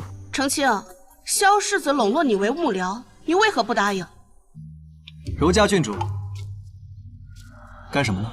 世子，程清他怎可对你如此无礼，拒绝你的邀请？是吗？他拒绝了我，连你都知道了。十三皇兄，我给你的书信为何不回？那信里都是皇家密事，当聊微信。草民自丑。我还以为你刻意跟本世子保持距离。程某不敢。那程清可愿一同用饭？倒也不必。程清，你怎可对世子如此无礼？程某只是想尽快去国子监安顿。你竟敢拿枪！国子监是吧？你给我等着！3日内，本郡主定让你滚出国子监！3日内，本郡主定让你滚出国子监！那3日之后，我还在国子监呢。你想怎样？若我还在国子监，希望郡主之后不要再找程清麻烦。好，你给我等着！你才刚来京城，这狼闻着味儿就来了。说你入我叶王府，本世子可保你无虞。世子，程清还是好好读书吧。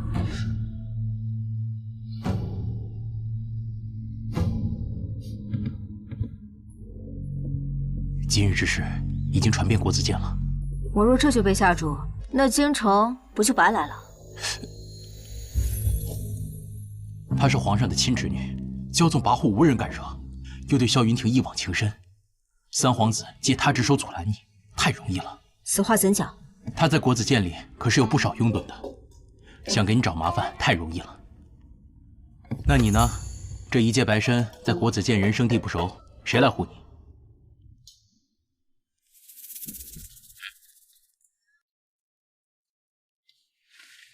那不如孟师兄护我，如何？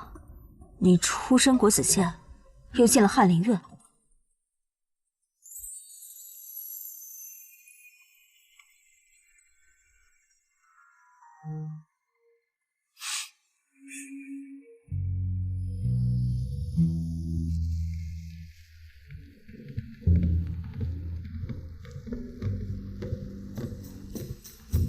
各位学子，给大家介绍一下，这位是南夷程氏族子程清，即日起进入国子监学习。程清在乡试中中了解元，天资卓绝，故而原定于下月的考核提前到今天进行。今日考核通过者，怎么会这样？直接进入1等班。进入1等班，修满8个学分就可以毕业，优秀者举荐入仕。这小子这么有把握？哼，有把握就直接参加明年春闱了。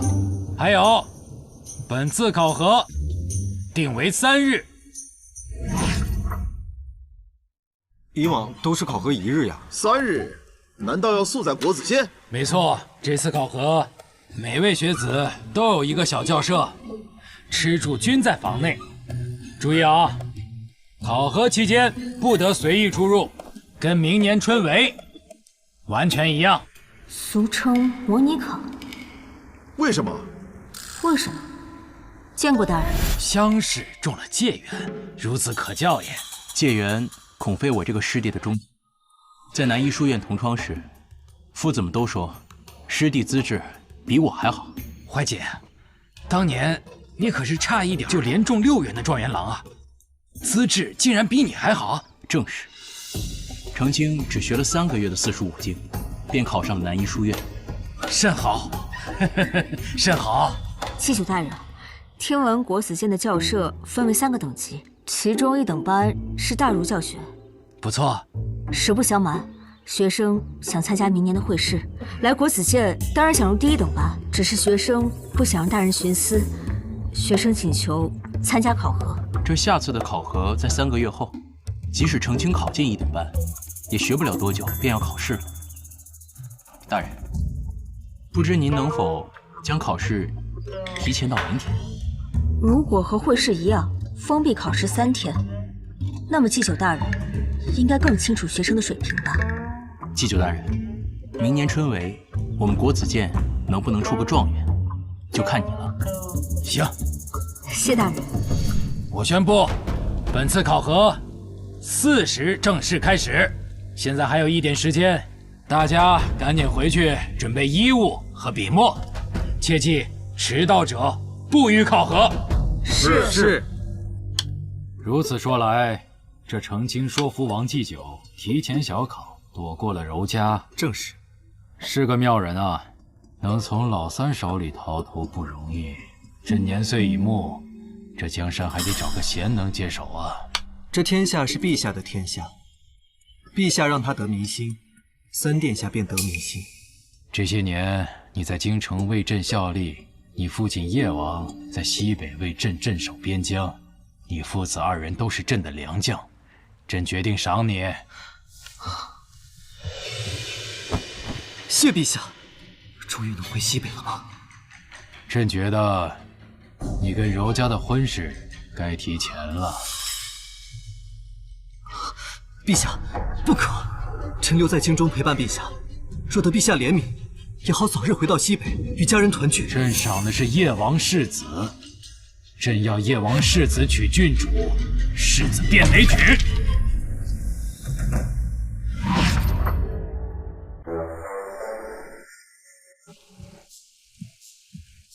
在国子监老老实实考了3天，比当年高考真是累多了。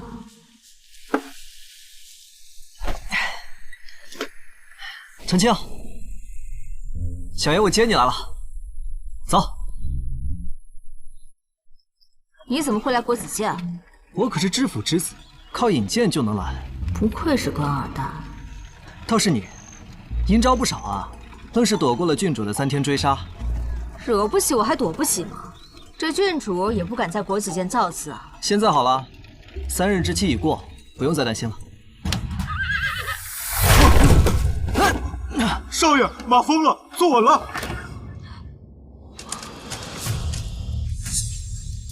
不是马，是杀人来了。你好好坐着，我出去看看。救命啊！有人劫杀奸生了！我是一省界员，难以成救，救命啊！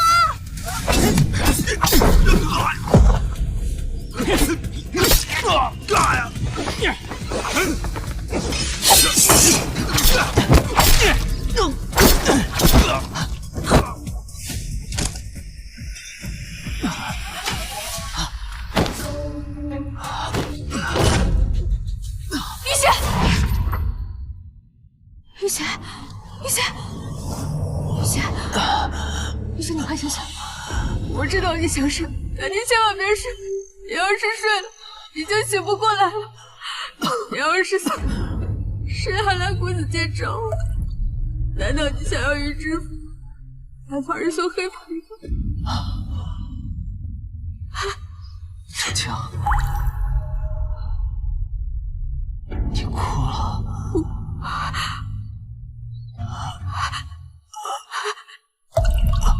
玉贤，快！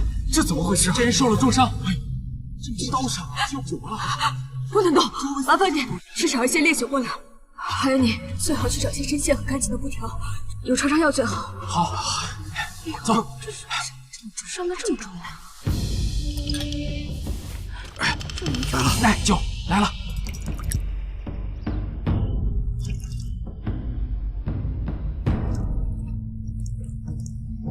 小狼，这能行吗？不能行，也有事。送医馆吧。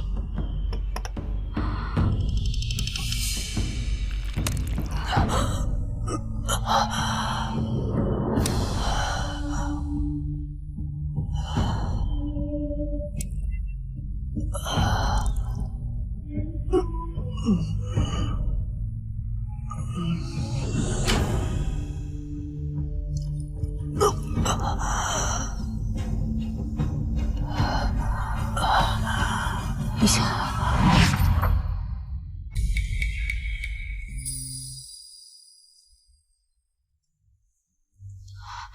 醒了，大夫，大夫！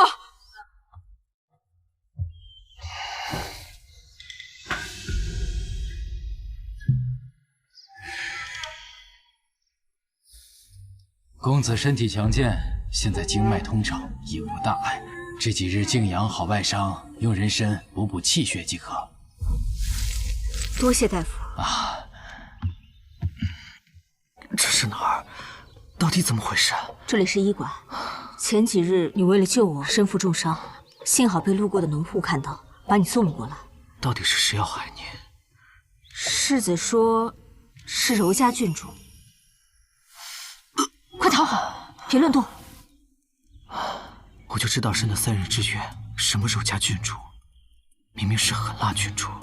但我觉得不像是他。他虽然行事乖张，但不至于到杀人的地步。啊，对了，我在打斗的时候捡到了令牌，看看有没有用。是，这个是在你父亲自缢现场发现的令牌，跟三皇子的护卫令牌一模一样。三皇子的护卫令牌？三皇子，你一介草民，跟他有何恩怨？我不能说，但这就说得通了。看来三皇子已经对我有所忌惮，甚至到了取我性命的地步。必须要马上强大起来，才有自保的力量。这你就从了。等小爷我好了，告御状去。我们刚刚晋级，籍籍无名，皇上连我是谁都不知道，又怎么会信我？你不是很擅长考试吗？有小爷我罩着你，放心吧。等来年中那个状元，不怕他不认识。程青，没想到还是没能躲过柔家郡主的暗算，连累于三公子了。师兄不必见怪，而且这幕后之人恐怕另有其人。此事我在明，理在暗。我有义气，你且安心读书。有事起奏，无事退朝。陛下，臣有事启奏。说，国子监考生程清带着伤找到臣，说是协助臣在南夷查水灾贪墨一案，被有心人盯上，当街遭到了刺杀。此物便是刺客身上所得。陛下，据臣所知，此物是三皇子殿下身上所有。臣当然是相信三皇子的清白，只是这人言可畏，还是调查清楚为好。呈上来。是啊，这人到底是谁呀？这应该不是三皇子做的吧？不应该呀。老三，你作何解释？国子监培养的是国之重臣，如此岂不是让天下读书人都寒心吗？陛下，这块令牌是儿臣给柔家，方便进入府上所用。至于为何会出现在案发现场，儿臣实在不知。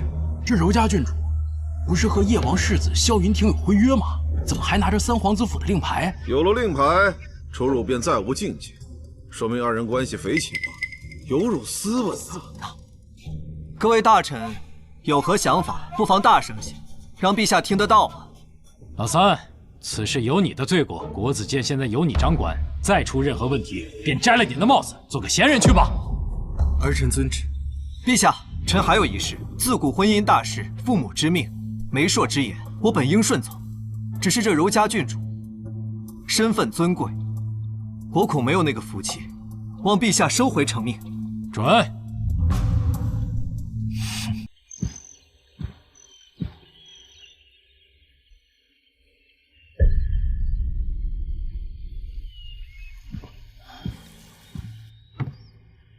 多谢皇后娘娘送来令牌，将公主暗卫借给臣。程清在现场发现此牌，我才能和萧云亭联手让三皇子吃了这个亏。我们此次的所作所为，逃不过三皇子的耳目，恐怕他会对我下手。只是可怜了柔家，萧云亭当众悔婚，皇上咬着牙同意，他呀，伤心至极。仗着地位，便肆无忌惮地对无辜之人下手，这是他应得的。你似乎对京城中的皇亲国戚意见很大。微臣不敢，微臣只是觉得，郡主受天下万民之供养，就应当心系天下万民，不可胡作非为。庶人者水也，水能载舟，亦能覆舟。你有这种想法很好。怀瑾亦是庶人。我记得你曾经说过，读书是为了天下人。你不去京城，在这里能为百姓做什么？况且你不想问问清楚，他为何要抛弃你？皇后娘娘，微臣斗胆。当年是否……当年之事，我有苦衷，之后再与你娓娓道来。现如今京中局势，大皇子庸碌无能，三皇子蠢蠢欲动，都不是可托付江山之人。想必陛下心中已有定数。陛下对叶王府又打又拉，将萧云亭在京中留了这么多年，一来为了防止叶王做大，二来平衡京中各方势力，这样才好做好地位。你初入朝堂，能看得这么清楚，我很欣慰。怀瑾，我对你的期望不止如此。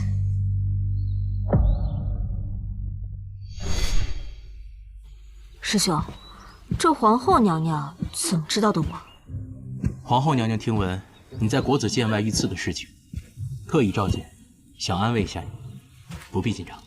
我可是第一次进皇宫，能不紧张吗？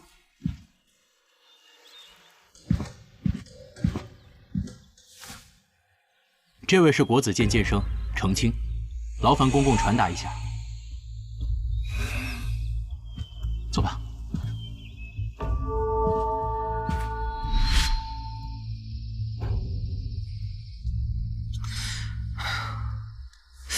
虽然说没有找到真正是谁动的手，但是皇上已经夺了柔家郡主的封号，也算报一箭之仇了。没那么简单，读书吧你。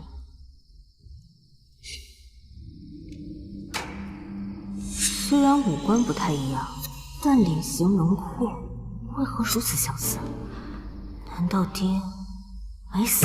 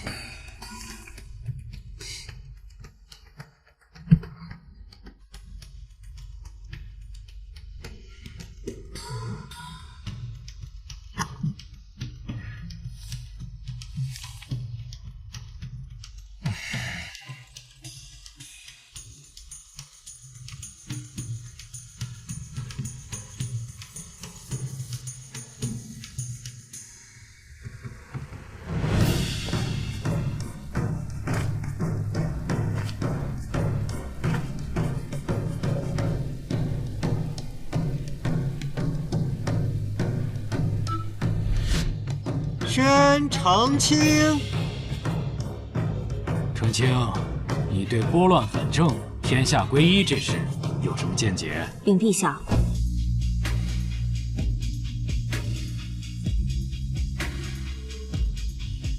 说得好，说得对，有道理。好，第一甲第一名澄清。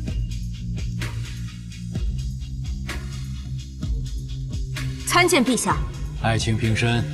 澄清，你可是朕最年轻的状元郎，朕可以特许你一道谕旨，你可想好了？臣想好了。说吧。臣恳请陛下派臣操办皇后娘娘的千秋宴。爱卿，你不觉得大材小用了吗？臣不敢。君君臣臣，父父子子，能为帝王家办事，是臣的荣幸。陛下，状元郎年纪尚小，恐不熟悉宫中事务。臣请求与澄清一同负责皇后娘娘的千秋寿宴。澄清，你此次高中状元，皇上必定会下一道谕旨，你可愿为我操办千秋寿宴？三皇子难保不会在寿宴上做手脚，本宫要先下手为强。娘娘曾与师兄庇护澄清，在国子监免受三皇子搓磨，澄清愿意替娘娘吗？娘娘，微臣愿与澄清一同操办千秋宴。不必了，自会有人与你一同操办。娘娘，澄清初入朝堂，他还未……师兄曾经说过，学成文武艺或与帝王家，只有将皇上的私事办好了，才有意想不到的结果。难道师兄不想看澄清与你站在一处吗？不止如此，我觉得在皇后娘娘身边，会有我想知道的关于我。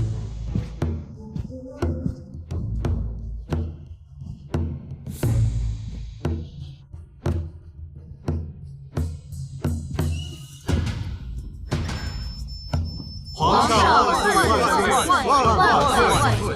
皇后娘娘千岁！诸位爱卿，这第一杯酒，我们当敬皇后。来，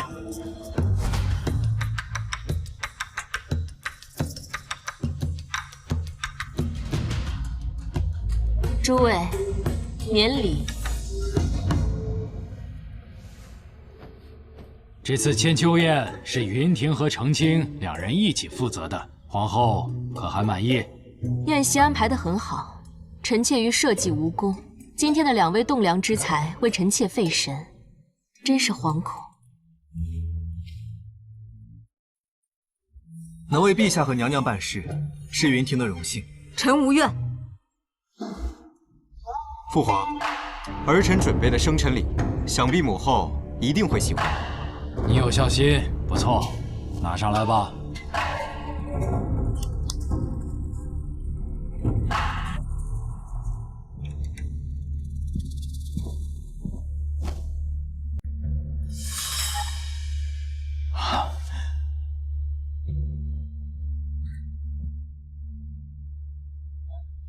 这是凤凰。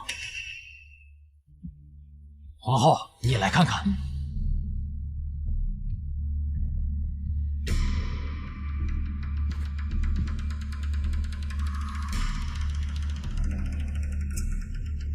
上天将这祥瑞之物借用3殿下之手，送到皇后娘娘御前，娘娘的圣德青天可见，陛下圣明，娘娘贤德。老三，你做得很好。来人，先把这个祥瑞送到皇后的寝宫。是。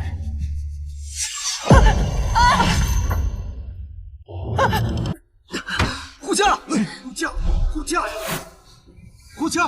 护驾！护驾！血，有血！凤凰气血，不祥之兆啊！老三，这就是你送的大礼吗？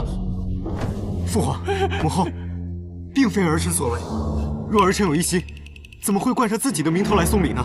小的该死，小的刚刚脚下踩空了，真是该死。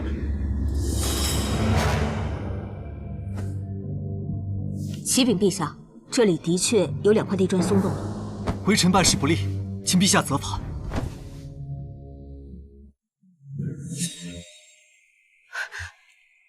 娘娘，住手吧！上天已是降下了警示，您的所作所为不会成功的。奴婢真的不……你在胡说什么？娘娘，回头是岸。来人，压胜之术，拖出去！娘娘，大胆无礼，竟敢陷害皇后娘娘！父皇息怒。皇上息怒。凤凰气血，不祥之兆，压胜之术，更是不能触碰的禁忌。臣妾德行不修，无法天居国母之位了。臣妾愿意退居让贤，只求清白。皇后，快请起。皇后，你我夫妻结发多年，你的为人朕比谁都了解。这个宫女竟敢陷害皇后，其罪当诛。好，一出以退为进。不过皇后虽然诬陷3皇子不成，倒是逼出来了3皇子安插在身边的奸细。陛下，小宫女竟敢攀扯皇后，其背后定有人指使。如若不调查清楚，娘娘今后如何料理后宫，如何做天下女子表率，臣愿戴罪立功。恳请陛下派臣去调查此事，还娘娘清白。臣也愿将功赎罪，尽一份微薄之力。请陛下下旨，彻查本宫居所坤宁宫。好啊，那就搜宫吧。正好朕也想看看躲在黑暗处的小人是如何陷害咱们皇后的。澄清云亭，交给你们了。是。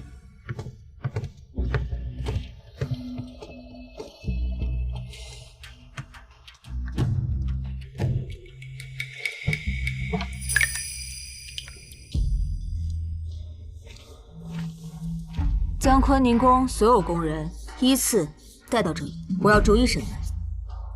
金蕊还有御史，先关他们2天，只给食水，不允许任何人与其交谈。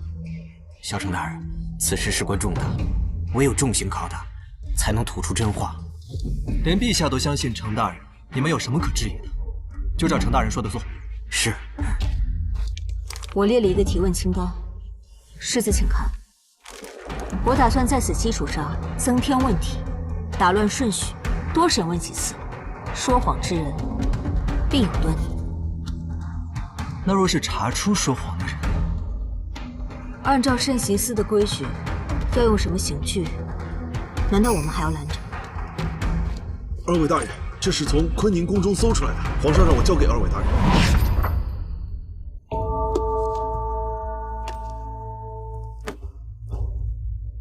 这是太后的。看来背后之人用心险恶，其心可诛。此事恐怕前朝后宫都有牵连。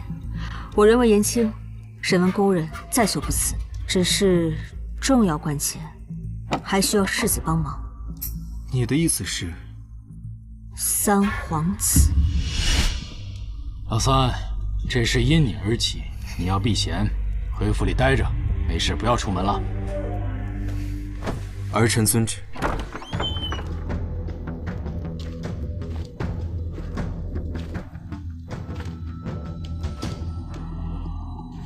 没想到这么多天没让你睡觉，见到我还这么沉得住气，不愧是坤宁宫的大宫女。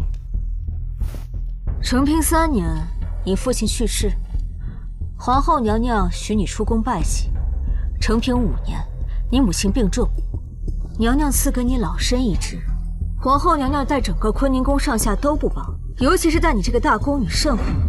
我不明白，你为什么要站出来诬告皇后娘娘？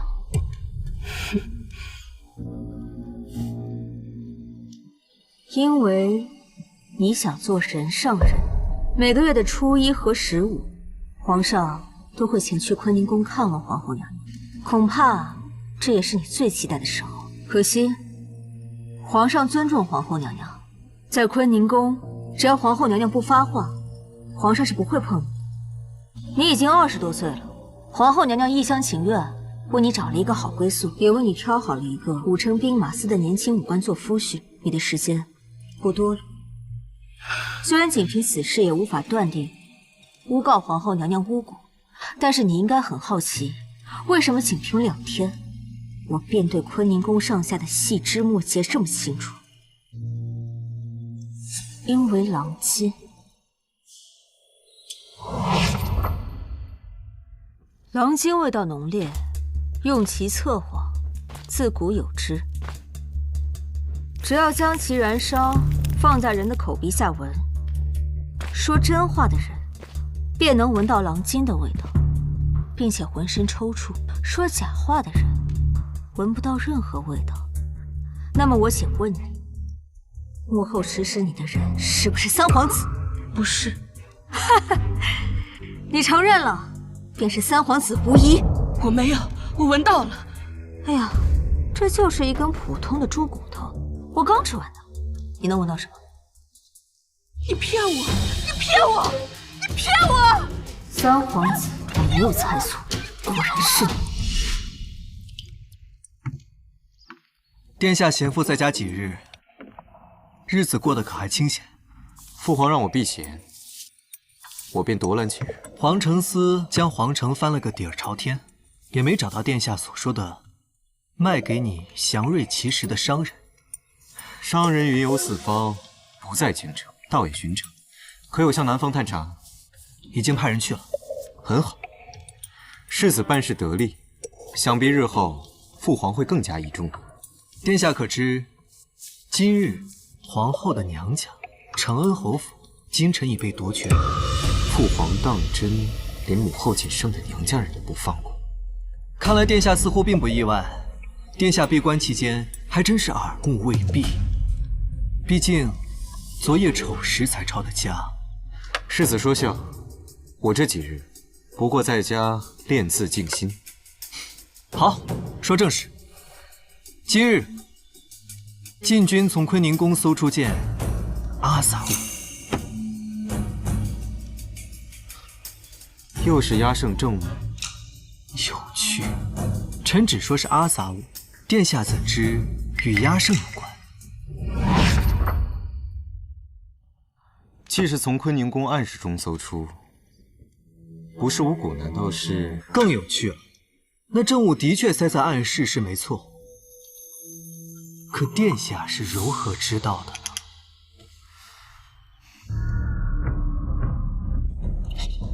陛下，臣已经问完了。父皇，朕之前看你颇为务实，没想到你心胸竟如此狭隘。堂堂皇子，使的手段和后宅妇人没什么两样。父皇，这事不是儿臣所做的。事到如今，你还在狡辩，你以为自己做的天衣无缝吗？你诓我！臣只是帮陛下做事。父皇，你听我解释啊！没有什么可解释的。还朕口谕，收回三皇子手里的所有差事，立刻回府静思己过，禁足3个月。哼！三皇子终日打雁，被雁啄了眼的感觉不好受吧？提醒你一句，别以为你是三皇子，便什么人都敢欺负。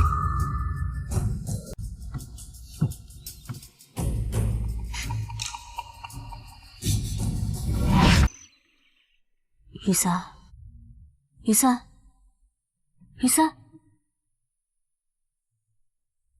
程清，真没想到你还会查案呢。雕虫小技，倒是你为了护驾伤了眼睛。皇上跟我说咱们是同乡，让我过来看望你。其实之前你被刺，我就觉得是三皇子在背后搞鬼。现在好了，禁闭3个月，无诏不得出，也算是大仇得报了。哎，你这话说的，搞得跟我查案是为了公报私仇一样。我说你这短短几个月连升3级，你这官升的挺快啊。我听说皇上对你很满意。哪有？你不也是百户了吗？话说，自从我弃文从武，我爹就没有一日不对我吹胡子瞪眼。眼下总算是过了几天好日子了。其实也不好，整日嘘寒问暖，肉麻的紧。你伤成这样，你爹心疼还来不及呢，哪舍得骂你啊？难道你就不心疼吗？你若想让于知府恢复正常，做个整日吹胡子瞪眼的严父，我倒是有个办法。什么办法？告诉他你有断袖之癖。你们干什么呢？打情骂俏啊？我们是替陛下和娘娘来探望于百户的，但看到现在他已经活蹦乱跳，还能打人了，想来是已经好的差不多了。陛下和娘娘知道了，一定很开心。我以为师兄是正经人，没想到也这么打趣。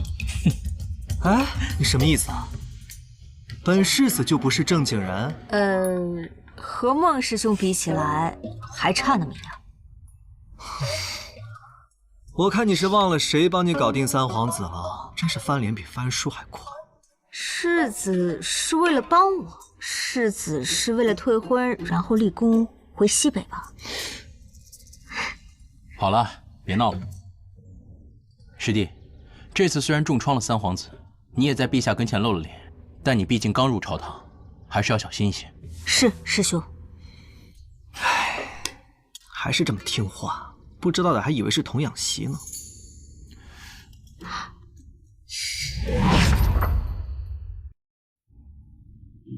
哼，淮南大旱从2月到8月都没得到解决，这就是你们所说的替朕分忧吗？废物，一群废物！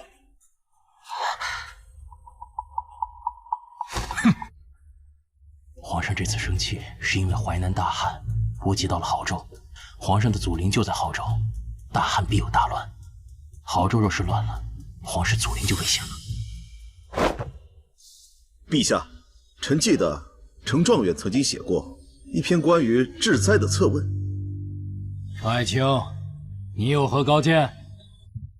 回陛下，臣认为应该先要解决亳州城外聚居的流民。这也没什么呀，此法不可上法子，法不可行啊！我还以为程状元有什么高见呢，没想到只是这么简单的回答。大家自然都知道，陈状元，流民安置自古以来就是大问题，流民所到之处，如蝗虫过境一般，如果处理不好，那就是断了亳州城的根。这个罪，程状元，你可得想清楚。我们可以将流民收编。收编流民，那得有土地啊。亳州城虽然富庶，但是城内城外的土地都是有主之物。难道我们要把这土地白白的分给这些流民？流民千千万万，就是把整个亳州城分了，恐怕也不够啊。我的意思是，可以不用拿土地，想要在亳州城安家，可以让他们自己努力，可以让他们自己努力。让流民自己努力，这是一个状元能说出来的话。在我看来，这个疯子在陛下面前风言风语。就是，流民连肚子都填不饱，他们怎么努力？靠什么努力？程状元，你太让朕失望了。陛下，亳州城和附近几个城市可是临近大运河，我们完全可以以工代赈。以工代赈，对呀，以工代赈，不就是让他们自己努力吗？我怎么没想到？陛下，以工代赈，如今整个淮南都是旱灾，别说流民了，就是亳州本地的居民都难以自保，靠现在的产业根本不可能。没有产业，那叫创造产业。创造产业？你以为是种大白菜？大皇子，濠州城可是临近大运河，那也行。程大人的意思是要修建码头？没错。修建码头倒是个不错的主意，用朝廷的名义去征集流民去做工，用银两或者粮食支付报酬，流民的基本生计暂时得以解决，濠州也有了自己新的码头。父皇，修建码头劳民伤财，如果每个靠近大运河的城市我们都修建一座码头，朝廷的银两恐怕难以支撑了。我可没有说过让朝廷出钱。朝廷不出钱，难道你能变钱出来？真是不可行嘛！人的钱，程清，不知大皇子可否知道摊派？你这样做会引起整个淮南的富绅大商对朝廷不满。大皇子，这可是陛下的天下，难道富绅大商出钱让朝廷减轻负担，不是他们应该做的吗？还是大皇子觉得这是不对的？你行了，这事儿就按照程状元说的去做吧。父皇，儿臣觉得，既然程状元提出如此好的意见，不如我们就以程状元6元及第的名义，去征调那些富绅大商的钱财。微臣以为不妥。陛下，此事还是以朝廷的名义去做更加稳妥。程状元替我朝解决的治灾之法确实值得宣扬，就按照大皇子所说，用程状元的名义去征集钱财，并且修建码头，让天下传颂。得罪了淮南的富绅大商，就算你是6元及第的状元，这朝堂你也别想再往上一步。臣还有一个请求，让你成为朝堂中某些人的眼中钉啊！臣还有一个请求，说吧，只要不过分，朕都答应你。臣希望将修建好的码头，投资者和朝廷1人1半。靠近运河的城市大都依托水运而行，谁有码头，谁便话语权。建好的码头，投资的富商大绅与朝廷1人1半，就相当于给他们披了一层皇上的外皮。就算让他们投尽家产，他们也心甘情愿。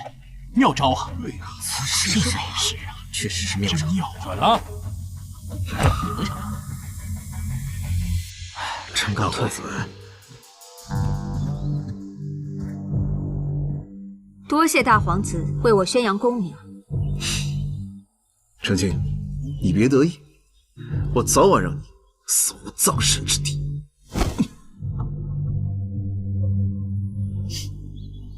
大皇子在朝中的信臣颇多，皇上一直犹豫立他为太子，你这次可是把他得罪了。淮南大旱，流民满地，身为朝廷命官，若还因为朋党之争逞口舌之快，这样如何对得起百姓苍生？我不怕得罪，也不能怕。程清，不必担心，师兄，程清有本事自保。要我说，皇上还会继续重用我的。陈清，微臣在。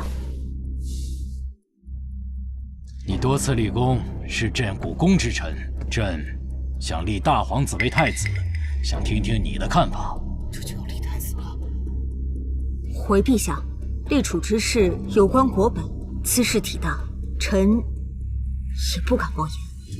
军情急报，陛下！军情急报！军情急报！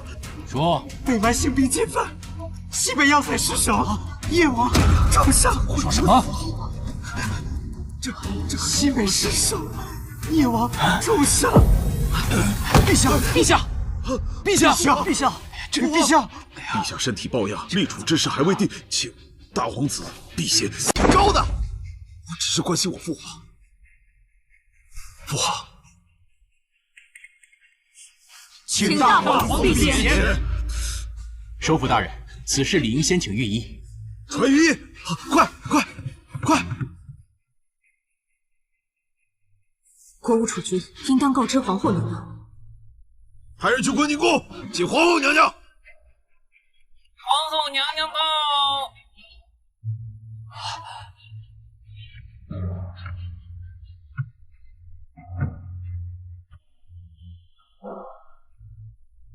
皇后娘娘到，陛下的龙体理应交由皇后娘娘。母后，先将陛下移至后殿，本宫会一直陪着陛下，直至醒来。是。小心点。云婷，你留下。忽闻陛下昏迷，本宫来的路上就下令宫禁，命皇承司看管各处，后宫妃嫔不得擅动。皇后娘娘，情况危急，西北又出战事，宫中不能没有人主持大局啊！陛下昏迷前曾言立大皇子为太子，现下应由大皇子监国啊！乱臣贼子，你们可是在诅咒陛下！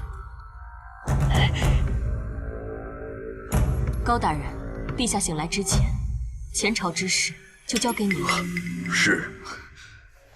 娘娘，叶王府世代镇守西北，如今要塞失守，叶王重伤，我身为叶王之子，责无旁贷。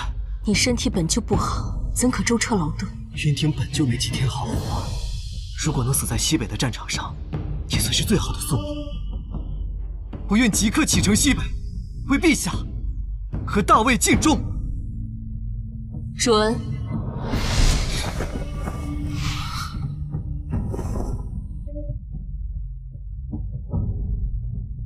于百户，请你留在乾清宫中，与本宫一同侍寝。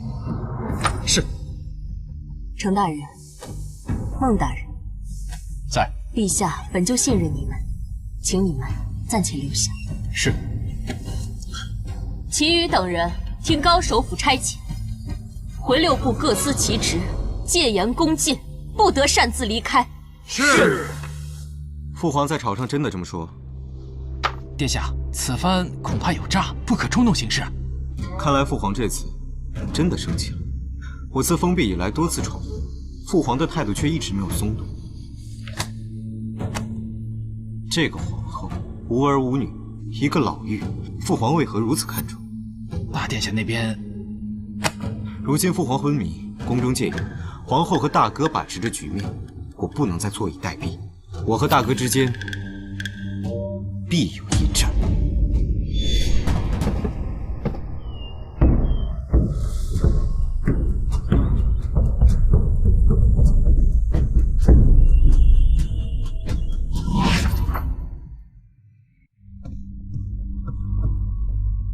皇后娘娘，陛下还没醒吗？御医说，3日之内醒来才会有希望。可眼下陛下已经昏迷3日了，皇承司来报说今天早上有人敲登文谷状告。说吧，不用害怕。状告皇上弑父杀兄，又怕功高震主，灭了顾家猛门，只留您一人。眼下京城风云四起，人心惶惶，又说您是您一手策划的。他果然是坐不住了。皇后娘娘，臣有护卫乾清宫之职，还请您暂避，臣一定会保护好陛下的安全。儿臣也愿效一份力。娘娘，娘娘，不好了，三皇子带人杀进来了。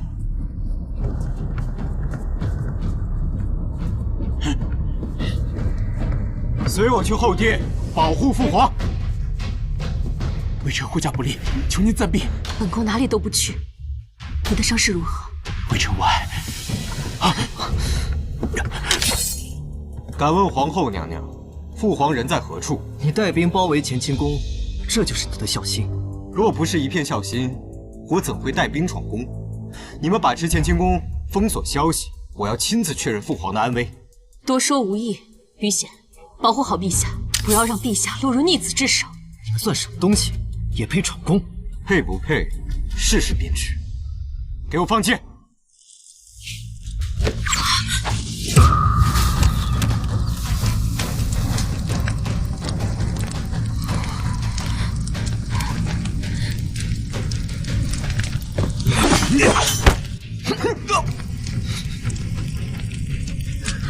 陛下不能留在乾清宫了，我是变大，人入口鼻，对病情不利。陛下已经被转移，现如今不在乾清宫。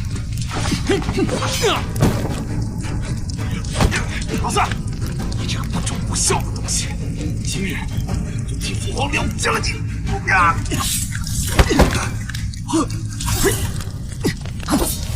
大皇子，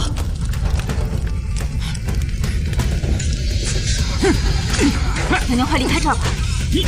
不过要留在这儿，逆劫才会相信陛下的讲究，更会要为陛下争取一些事情。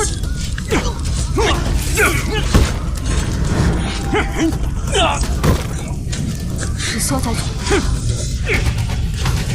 陛下没有怪你。这帮逆子，朕一生病，果然狼子野心全部暴露。陛下，已将逆贼控制住了。云婷，你这次做得很好。叶王府的忠心值得信任，走吧。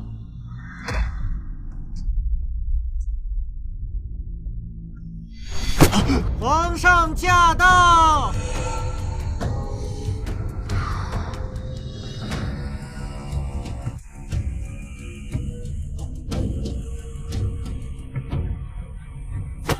参见陛下，参见世子。萧家军誓死守护陛下。皇帝果然是壮民，算计了好大一盘棋。萧家军、御林军听令，把这些反贼拉下去，然后给我仔细搜，千万不能放过任何一个反贼。遵命。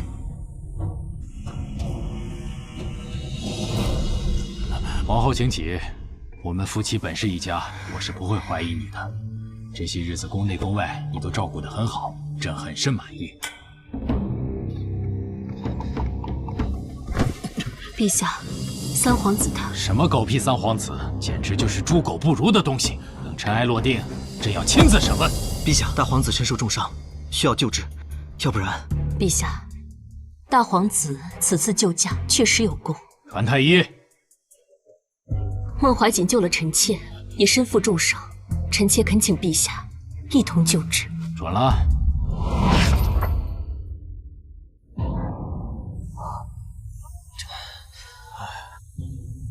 回禀陛下，娘娘，大殿下伤口之深，微臣恐无能为力。不好你也给我治，脑袋不想要了吗？陛下饶命！事关大殿下，微臣不敢不尽心竭力。但大殿下伤口之深，流血不止，需要有经头缝合之术的医士。微臣听闻程大人会医治疗外伤的奇器，曾给皇承司于显大人治过刺伤。程清，你有办法吗？儿子都被你做剧害成这样，还来问我办法？陛下，臣愿尽力一试。快！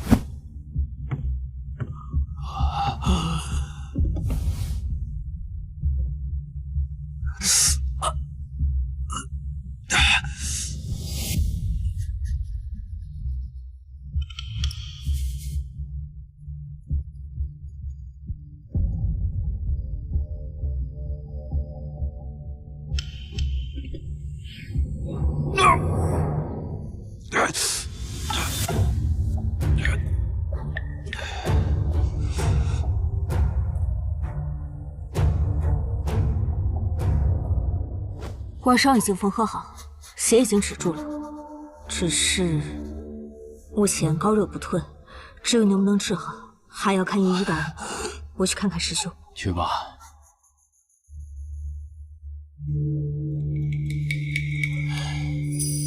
陛下，程清的缝合之术果然神奇，陛下可否与臣妾一同观看？好。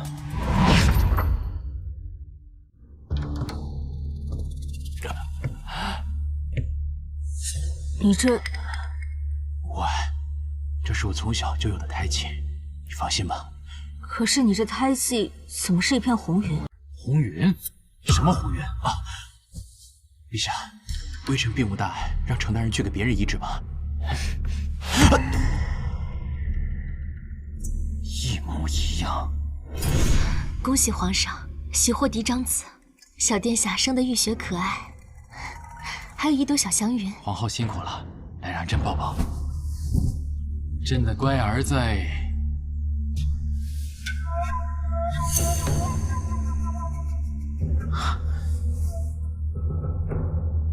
皇后，我记得我们第一个孩子身上也有一个一模一样的胎记，你难道没有什么可以跟我解释的吗？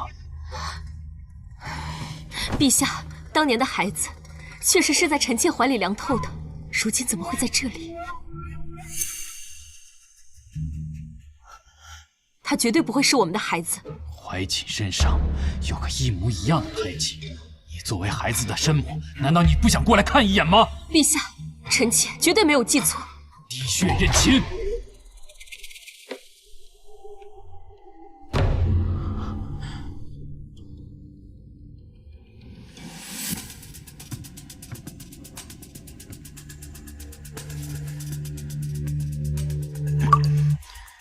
去。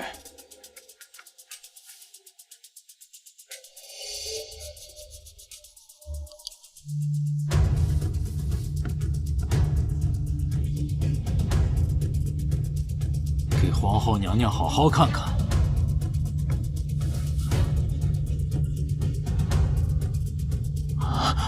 皇后，现在该对我说些什么了吧？陛下，臣妾是有苦衷的。臣妾明白，当年霍家在朝中树敌众多，又犯了满门抄斩之罪，只留下臣妾一人。臣妾顾念陛下恩宠，担心这孩子会为陛下带来祸端，才将他送出宫外的。怀瑾自幼天才卓越，年纪轻轻连中3元，入国子监，名满京城。正因为是陛下的血脉，才继承了这救世之才啊！陛下，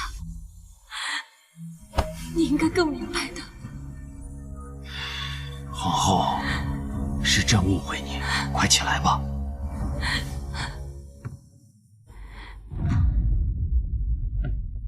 传朕口谕，怀瑾是朕的嫡长子，就是未来的太子。孟怀瑾竟成了太子。父皇，我才是你最疼爱的孩子。拉下去，把这畜生拉走。父皇，朕记得你小时候，大概这么大的时候，经常趴在朕的腿上嬉闹。你现在看你变成什么样子？让父亲失望了，孩儿认错。可父亲假死，逼我起兵之时，可曾想过我们是骨肉相连的父子啊？朕是皇帝。你笑什么？儿臣一直以为父亲对我万般宠爱，一定会将皇位传给我。可如今看来，您只怕您老了，怕没有人再臣服你，连我也不过是您的一枚棋子罢了。是你自己太贪心了。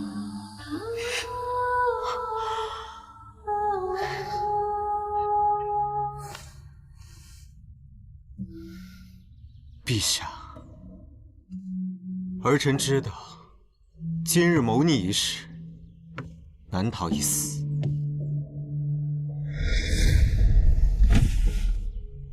不如我再告诉您一个秘密吧。好啊，朕也想听听你还有什么可狡辩的。儿臣知道，父皇宠我，当年河西赈灾贪墨案，父皇就是因为宠我，饶了我一死。可父皇知道，那贪墨案的金额是26万两。26万两，账簿上明明是2万两不到。若只有2万两，那怎够儿臣收买朝臣，圈养私兵？你敢蒙骗朕？不是我，是您亲自挑选的状元程钦。他从状元比试时就是我的人，算术天赋极高，做的假账天衣无缝，皇宫间无一人能够看出。垂死之人还想攀咬，你怎么变得如此心机？儿臣只是想看看父亲看错人、信错人的样子。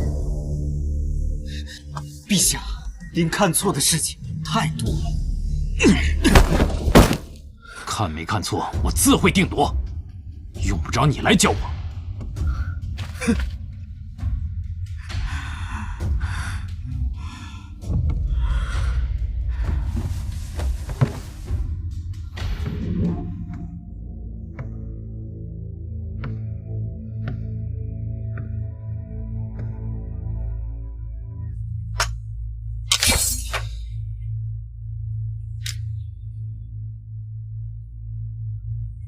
父慈子，君君臣臣。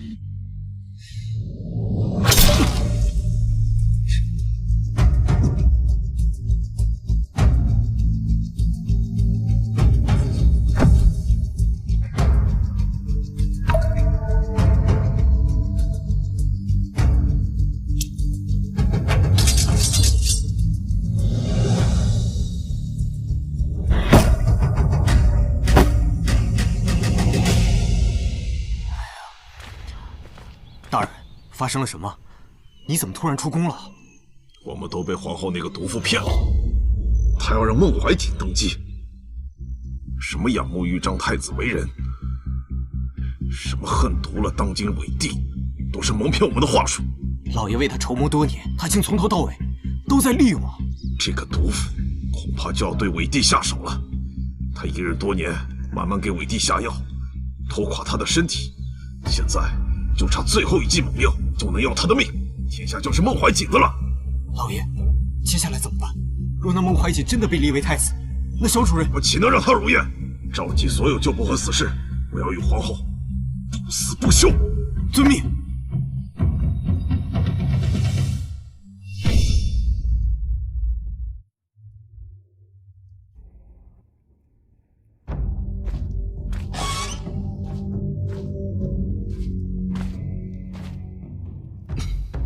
这账本确乎出自你手。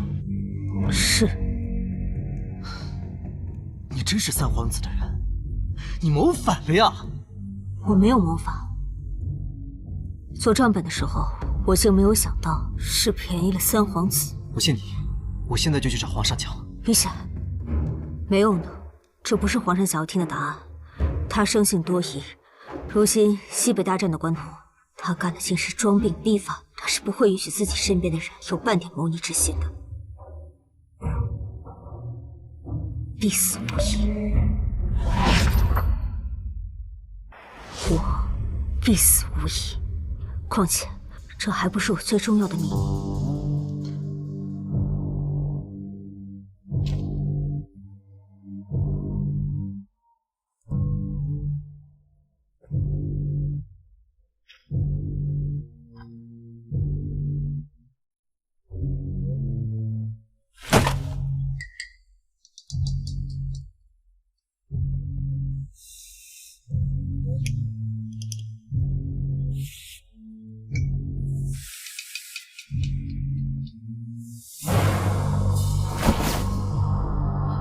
你这是干嘛？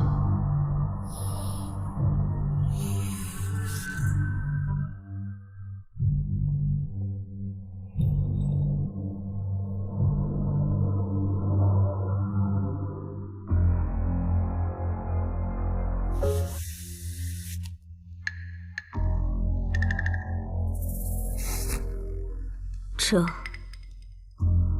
便是我的秘密。你是女子？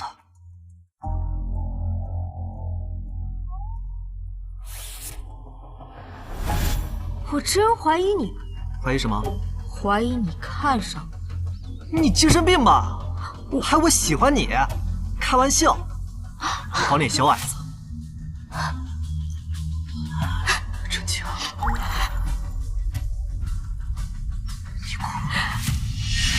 可我还真瞧上了这黄脸小矮子，宁愿离经叛道，以命相护。你会后悔的。你说什么？你把衣服穿上，你这样不成体统。我真的要死了？是，你确实要死了。欺君之罪，必死无疑。你让皇上成为全天下人的笑柄。不仅你要死，所有知道你秘密、帮你隐瞒的人，全部都要死。这件事还有谁知道？孟怀瑾知不知道？只有我爹娘知道。孟师兄或许猜到了。要掩盖这个秘密，我总不能把这些人都杀了吧？告诉你我的秘密，不是想拖你下水，而是想让欺君之罪的影响降到最小。我想用我的死来换其他人。你用你自己的命换？你的命只有一条，你能让皇上赦免所有人吗？你是100年来第一个6元及第的状元，此秘密如果泄露出去，从乡试到会试，每一场考试，所有考官都要受牵连。是，正因为我是100年来第一个6元及第，皇上在电视上钦点的状元，皇上若不想颜面尽失，必定会向我按乱党处置。这个秘密不会有人知道了。你以为只会是处理是吗？我承认你的确很聪明，到了眼下这个节骨眼，你还能精准地推测皇上的想法，并且定下损失最小的法子。可眼下是多事之秋啊，皇上他也没办法，你这样难为天子。是，天子的怒火如果发泄不出，我必定要独自承受。独自承受？承受什么？五马分尸还是凌迟处死啊？我愿意。你愿意？你是心愿得偿了，那我呢？我亲手将你送上死路啊！我余生都不得解脱啊！你如果非要这样做，我陪你一块共赴黄泉。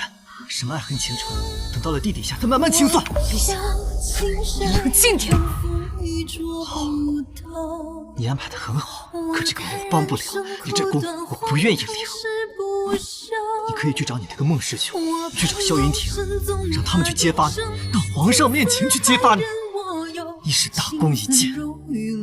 是，这就太不讲道理了。你说什么？我呢？你不想让孟怀瑾愧疚一辈子，你就完全不管小爷我下半辈子的死活了是吗？你休想！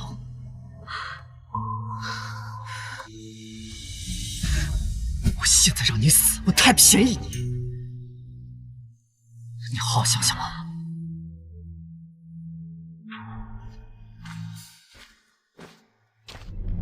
听好了，此人我要亲自审问，没我的允许，其他人不得靠近半步。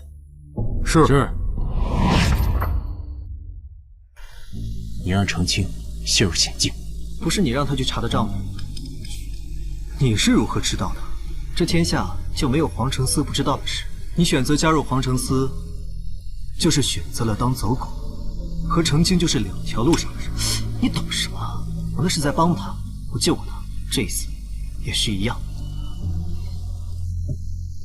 于千户、孟大人、萧世子，皇上传3位进去呢。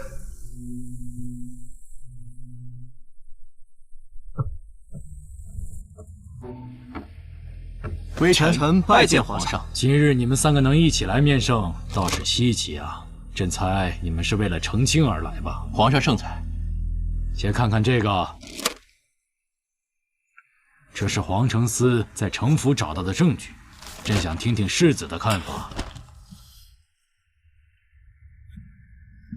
这就是你救程清的办法吗？陛下，臣未觉得有何不妥。这字迹有些像，又有些不像，倒是孟大人和程清一同求学过。臣斗胆，请孟大人明辨。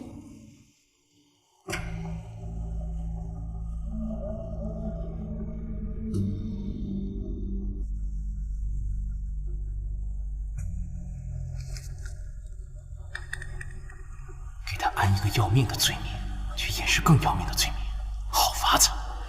看来要演一出大戏。依臣所看，这确实就是他的笔记。不过程清好歹是6元及第的状元，就算真有大不敬的想法，又何必写下落人口实？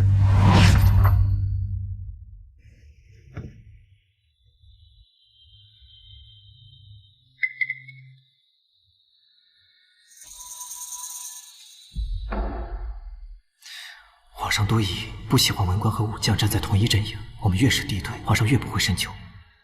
孟大人这是不信我黄承思的铁证了。这信上既无抬头，也无落款，何来铁证一说？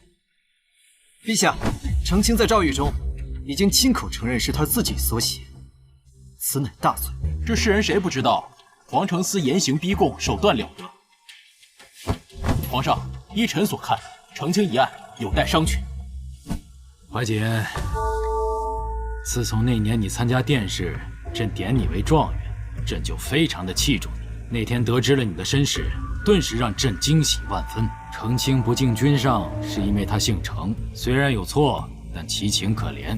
这问你今日这么保他，难道你也姓程吗？陛下的问题，微臣无法回答。微臣姓什么，从来不是由自己决定。陛下觉得微臣该姓什么，那臣便姓什么。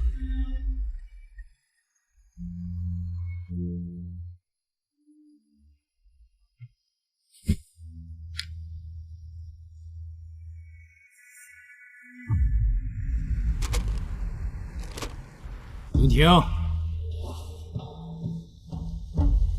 让程青去这里。这和刺刺有什么差别？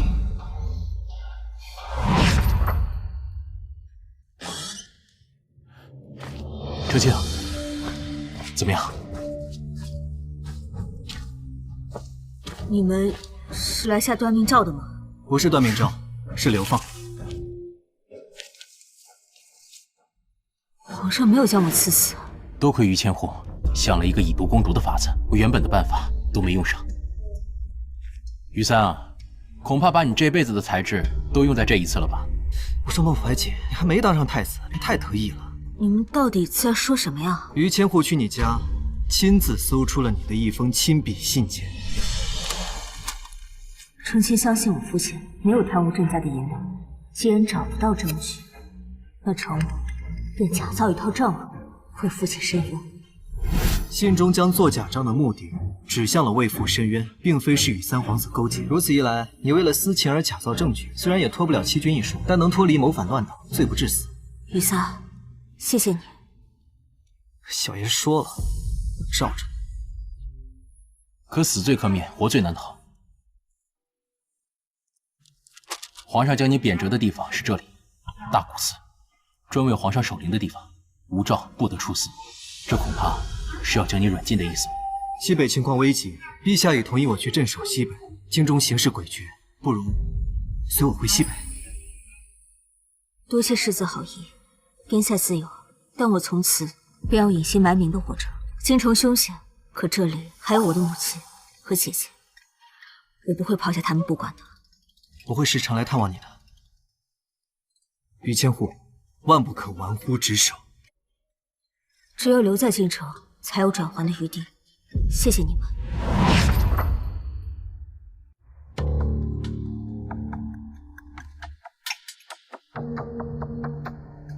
娘娘，陛下喝了药还在休息。你退下吧。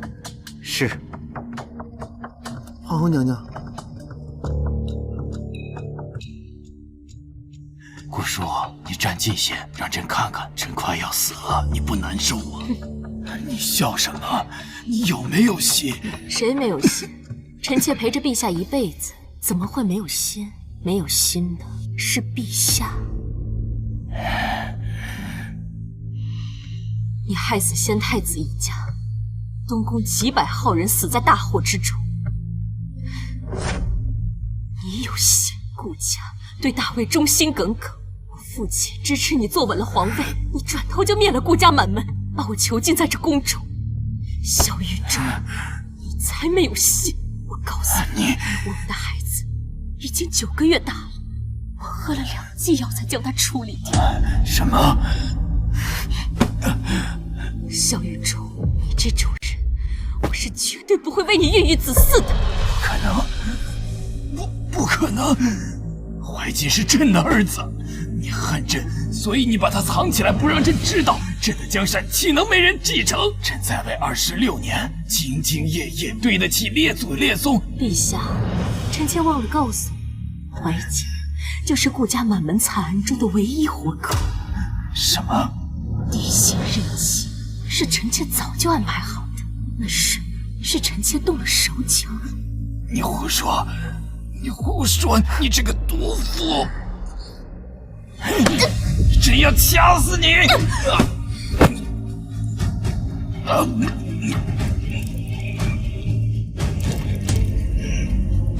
爹，我做到了。孟怀瑾，您的孙子即将成为魏朝新主。萧玉忠，你算计一生，杀了顾家满门，没有想到最后就落到你们顾家人手里。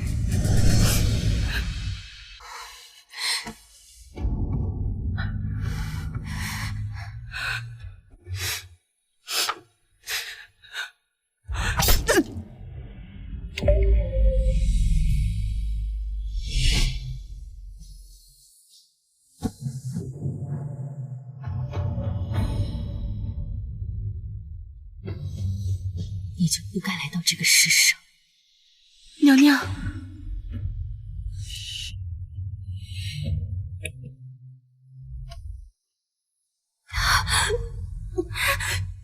娘娘，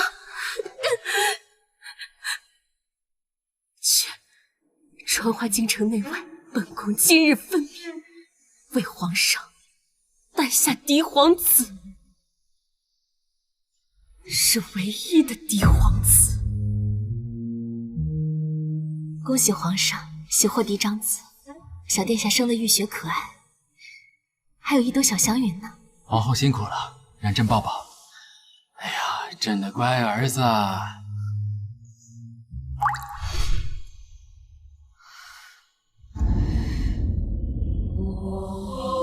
陛下驾崩了。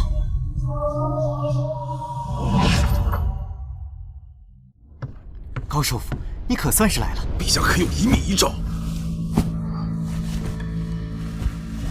朕若驾崩，即刻召高首府入宫，扶太子怀瑾即位。太子继位是好事儿，权力平稳过渡，大魏不用继续动荡了。明日朝会召集宗室群臣，宣布此事。都听高大人的。先帝还有说过什么话？皇后娘娘现在人在何处？皇上是在皇后娘娘面前离世的，娘娘悲痛过度，现在被送到坤宁宫休息了。那太子呢？不好了，不好了！皇后娘娘不，太后娘娘不见了。什么？这……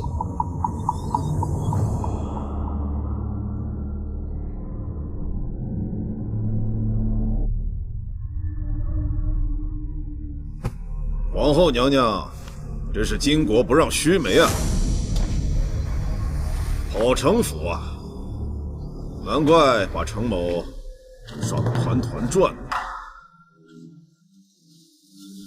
是你啊，程之远，程大人。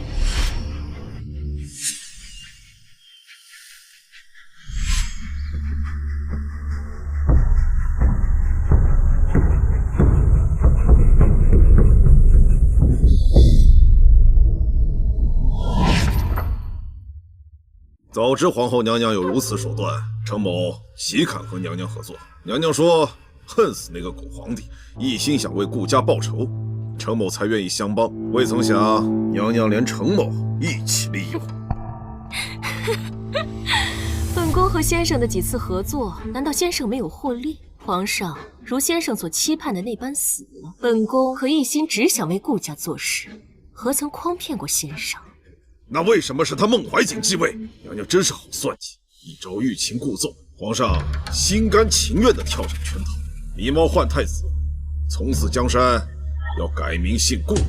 先生与豫章太子旧部自居，想推豫章太子的后人继位，可本宫至今都不知道豫章太子的后人是谁，有何才干，又如何将江山社稷托付之。如今萧玉仲死了，现如今留下遗诏让怀瑾继位，本宫觉得没有人比怀瑾更合适。简直大逆不道！先生也不遑多让，现如今你到现在都没有让豫章太子的后人现身，本宫可否大胆猜测，豫章太子的后人已不幸蒙难，你已无人可推，才东躲西藏，不敢和萧玉仲正面为敌。娘娘不必激怒程某，不过你既然已落入我手中，不妨告诉豫章太子的后人，其实就在您的眼皮子底下。难道是程庆？娘娘，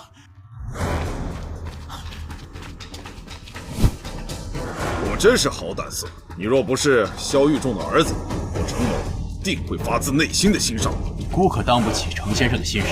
先是假死脱身，又花这么多年去布局，那你为何不肯在先帝活着的时候与其光明正大的对战？他们不是没有行动，淮南灾变、凤凰祥瑞都是他们的手笔。现在明白，已经晚了。你觉得你还能活着出去吗？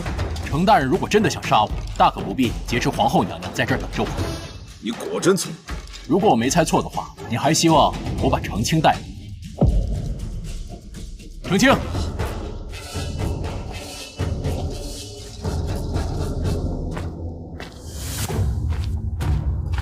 孟师兄早已将我接了出来。程清，这个狗皇帝薄情寡恩、兔死狗烹、滥杀功臣，他的儿子你也能相信？不要把命运交到任何人手里，你可以自己掌握。程清，先豫章太子的后人，我这么做都是为了你。你说我是先豫章太子的后人，可我连你是谁都不知道，还担心你把我骗去送死吗？我是谁？你最应该清楚我是谁了，小狼。我以为你早就认出了我，但你一直没有认出。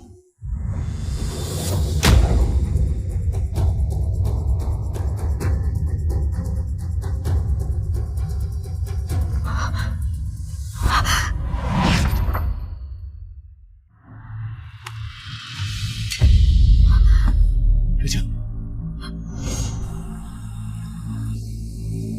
什么事啊，爹？爹让出一趟远门，你要听话。你记住了，除你娘之外，你不要让任何人知道你是你妈。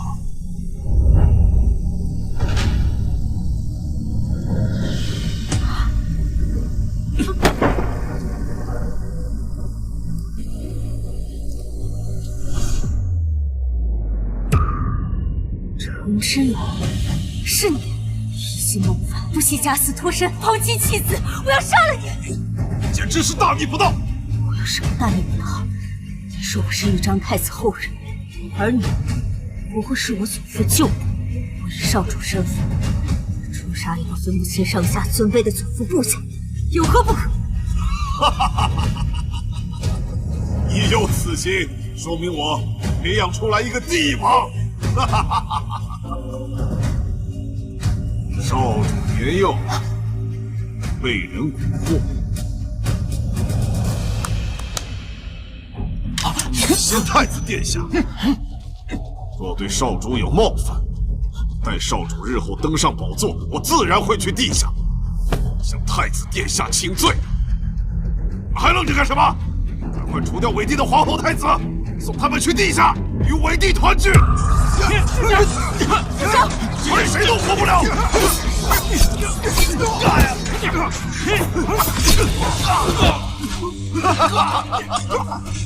住手！程清，站住！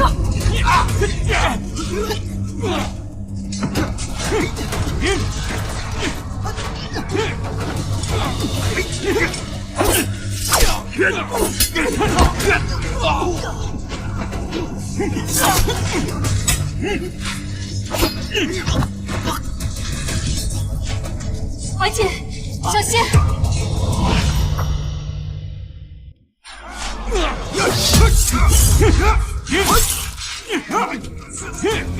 没事吧？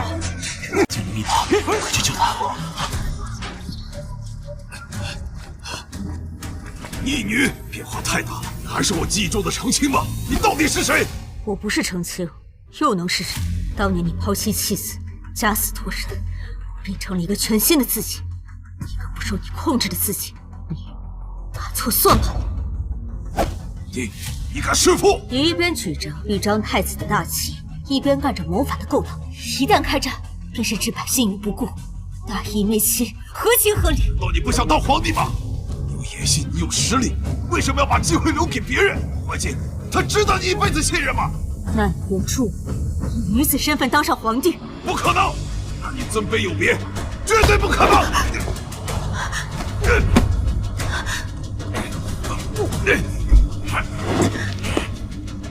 父命宠你我20年，让你毁了我的计划。父命宠你我20年，让你毁了我的计划。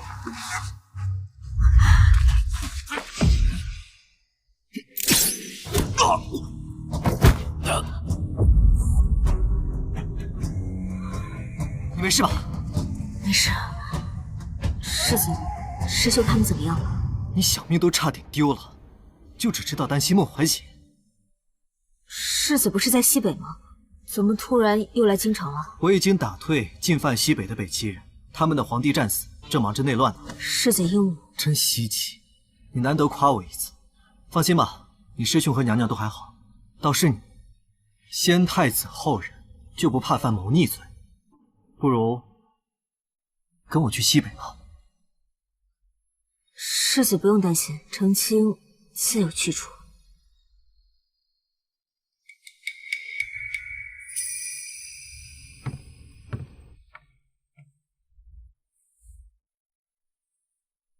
你明知她是女子，让她入阁拜相，若是她的身份败露，你也会被质疑。姑母亦是女子，难道姑母觉得你比朝堂上那些男子要差？男子可以做的，女子为何不可？我当然知道，只是男尊女卑，事事都是如此。那就改变它。我也没想过有一天自己会当上帝王，但是姑母，你做到了。现在大位交到我手里，我就应当任人唯贤，不分男女。此事不可操之过急。姑母放心，我不是冒进之辈。你若是舍不得澄清，可以把她留在你身边，做不了母仪天下，封个妃也够了。母仪天下，她怎么做不得？只是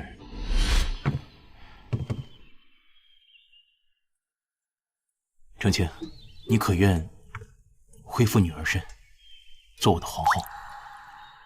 澄清自会恢复身份，只是师兄有治国之德，济世之才。如今先帝留下的局面并不好，梁君不可缺贤臣。澄清愿与师兄并肩，为大魏朝力挽狂澜。若我不愿意呢？师兄恐怕也不想重蹈覆辙吧。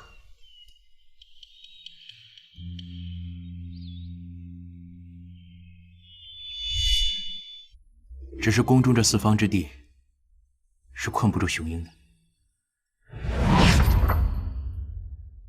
有事启奏，无事退朝。陛下，臣年老昏聩，请辞归乡。承侍郎请免中旨，臣恳请陛下准臣致仕，让承侍郎接任首辅之职。承侍郎年纪不过20，资历尚浅。澄清已主办淮南赈灾，多次救驾。承侍郎从未主理过六部。澄清不仅文章通达，还精于算术。承侍郎澄清肚子破了都能缝上，救人性命，你们行吗？这确实。准，高首辅致仕，3日后澄清接印。澄清，你可有话要说？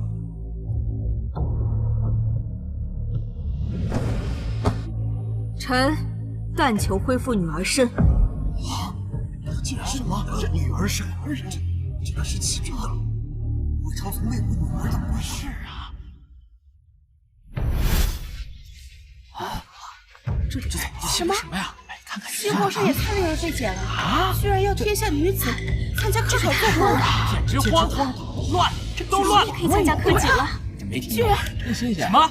首辅澄清程大人先任第一日说她是个女子啊！首辅都是女子，有何不可？